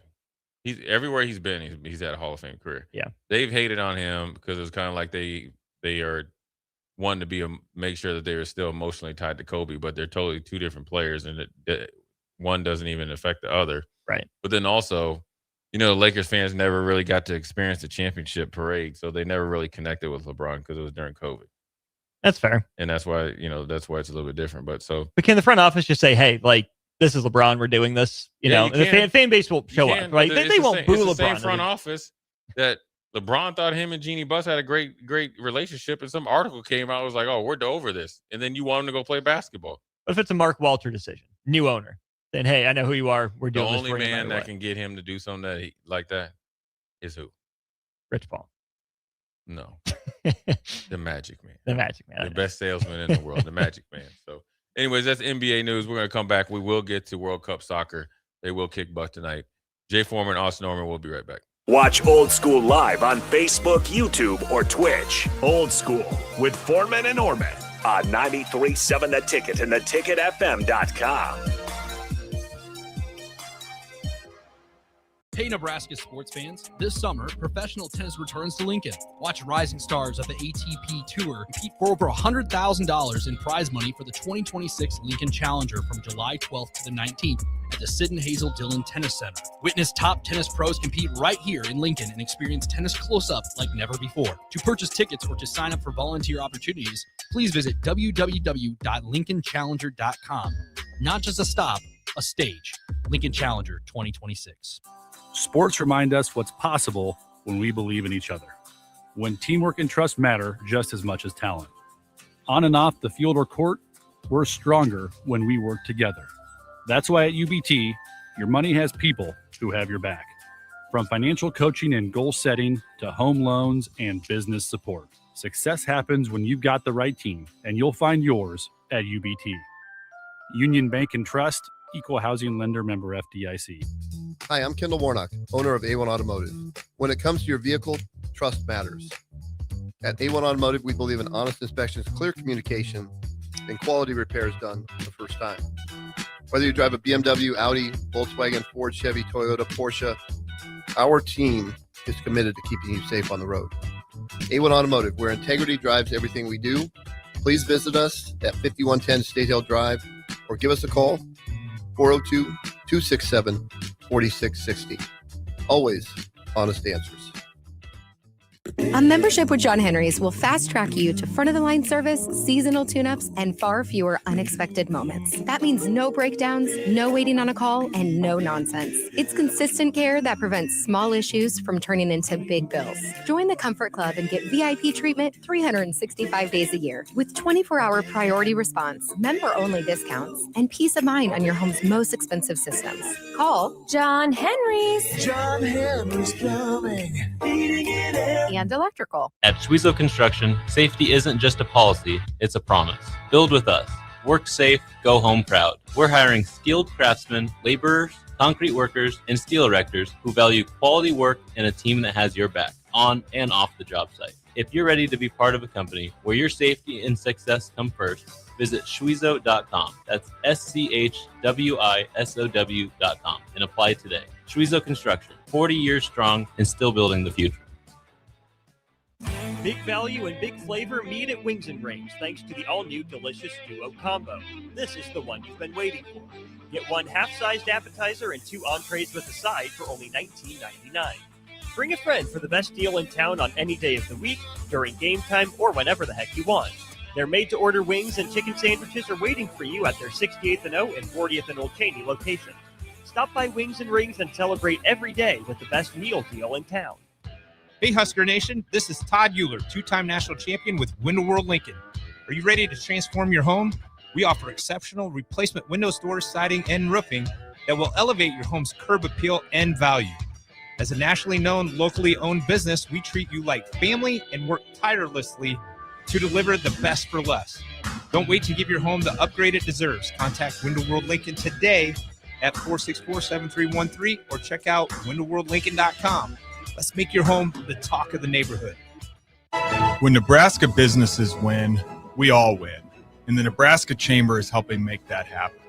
Tackling the tough stuff like job creation, affordable and accessible childcare, and building a stronger workforce. We're stepping up so local businesses can step forward. If you want to see Nebraska keep growing, keep competing, and keep winning, get connected with the Nebraska Chamber of Commerce and Industry. Learn more at nechamber.com. At Parkview Animal Hospital in Lincoln, it's not just their professional care that sets them apart, but their warm staff and state-of-the-art facilities. Whether it's for a routine checkup or a comprehensive medical procedure, at Parkview, your pet isn't just another number, but a valued member of their caring family. Visit them at pahlincoln.com today and in person just south of 14th and Pine Lake Road. Parkview Animal Hospital, your pet, our passion. For happier, healthier, furry friends. Remember your first Salt Dogs game? Maybe it was a class trip out on the berm, or date night with actual fireworks, or team building that didn't feel like work at all. For 25 seasons, Haymarket Park remains Lincoln's place for firsts like these, the kind that last. Because it's more than a baseball game. It's the joy of being here together. These are the traditions that bring us home. So here's to you, Lincoln. Your local tradition plays on. Get your tickets at saltdogs.com. Are you ready for a new opportunity? Check out Sandhills Global. Join a dynamic team where your skills are valued and your career can soar. We offer full-time positions with a 4.5-day work week, competitive pay, excellent benefits, and a positive work environment. From IT and marketing to sales and finance, we're looking for talented individuals just like you. Apply today at sandhills.jobs and take the first step towards an exciting future. That's sandhills.jobs. Don't wait, apply now. Back to old school with Foreman and Orman on 93.7 The Ticket and theticketfm.com.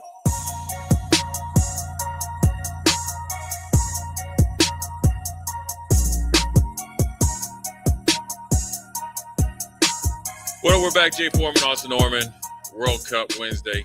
We wanted to get to it, but obviously, sports keep sporting. We were going to get into some athletes that I could see being great soccer players, but more importantly, we'll just dive into it. Austin, USA is on display today. A lot of pressure is win or go home. Mm-hmm. In my opinion, I think they're the more talented team. I think they've been strategic about how they maybe held some players back. I think they're unlike most USA teams, in the past. It feels like this team is like they thrive for the moment. They are ready for this moment. It's a great opportunity because I think the way things have started to shake out, it could work in their favor to make a deep run. It sure could. And looks like Belgium is on the precipice of coming back from down 2-0. 84 minutes gone by already. They took the lead in extra time. So that would be the winner of that one will be the prospective opponent for Team USA in the next round. What an interesting run it's been for Team USA. Dominate Paraguay, who then knocks out Germany, which was fascinating. Win the next match against Australia, the team they have some history with. Yeah. And then they don't need the game against Turkey. I understand, yellow card situations and all that, why you don't play the guys. The game doesn't matter. But doesn't it kind of matter? Don't you want the winning feeling? I mean, I think the first time Team USA swept its group in many lifetimes, essentially. And so I think there would have been something to say for still laying it all out there on the line. I know you don't want to risk injuries, obviously, with a team that seems like it's playing pretty well. But to now to go in against Bosnia and Herzegovina, who I don't know the second thing about it. What Charles Barkley say? I don't know who Angola is, but I know they're in trouble. The dream team back in 1992. That's kind of where I'm at with it. But find a way to win this one. You're pretty heavy favorite, and then take your chances. Right? Don't give up anything stupid at the beginning of the game. Right? Put it away early. If you get up 2-0, you're able to do that. Keep them at arm's length. Don't pull a Senate goal and let them get back in it. And so it's been a heck of a run so far. But like you said, now it gets real. You took care of business in the group stage to put yourself in the best position you possibly could, and that's all you can ask. Yeah, I think it's a tremendous opportunity for them, and Bosnia will be tough. They'll be competitive. I think it was your boy Zlatov or whatever. I've been listening to him, and he has a lot of respect. Zlatan, yeah. Zlatan, I think he has Bosnian blood, so he thinks that they'll be pretty competitive. But I just think with the USA, I think with them, understanding where they're at, I think it's strategic as well. And soccer is about strategy and having all your guys out there. I think just as an inclination, this team, they're going to rise to the occasion. And I think it's really set up well for them. They've been kind of working towards this.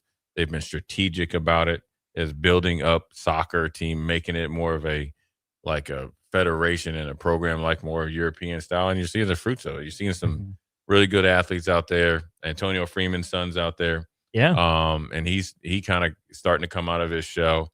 And so I think the storylines are there. I think the guys like Pulisic, hopefully he's healthy, get him, going at full speed. I think he could be an X factor, but some of the younger players are starting to prove their worth as well. So can you name the Bosnia NBA player that just re-signed with his current team a couple days ago? No. Yusuf Nurkic. Oh, yeah. I like the guy drafted before Jokic. I like him. Mm-hmm. I like him. Bosnian beast. I thought he was rushed. And what's the difference at that point? Hey, probably was at one point. They all got black leather coats. They'll jack you. They're some big dudes. So anyways, for Austin Norman, Jay Foreman, Old School, we'll holler at you tomorrow.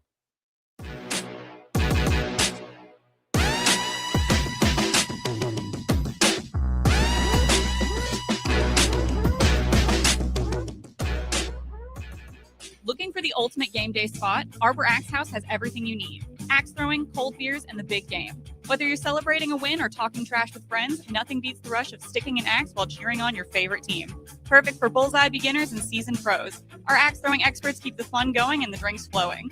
Step up to the plate at Arbor Axe House. Book a lane at arboraxe.com or call 402-802-9696.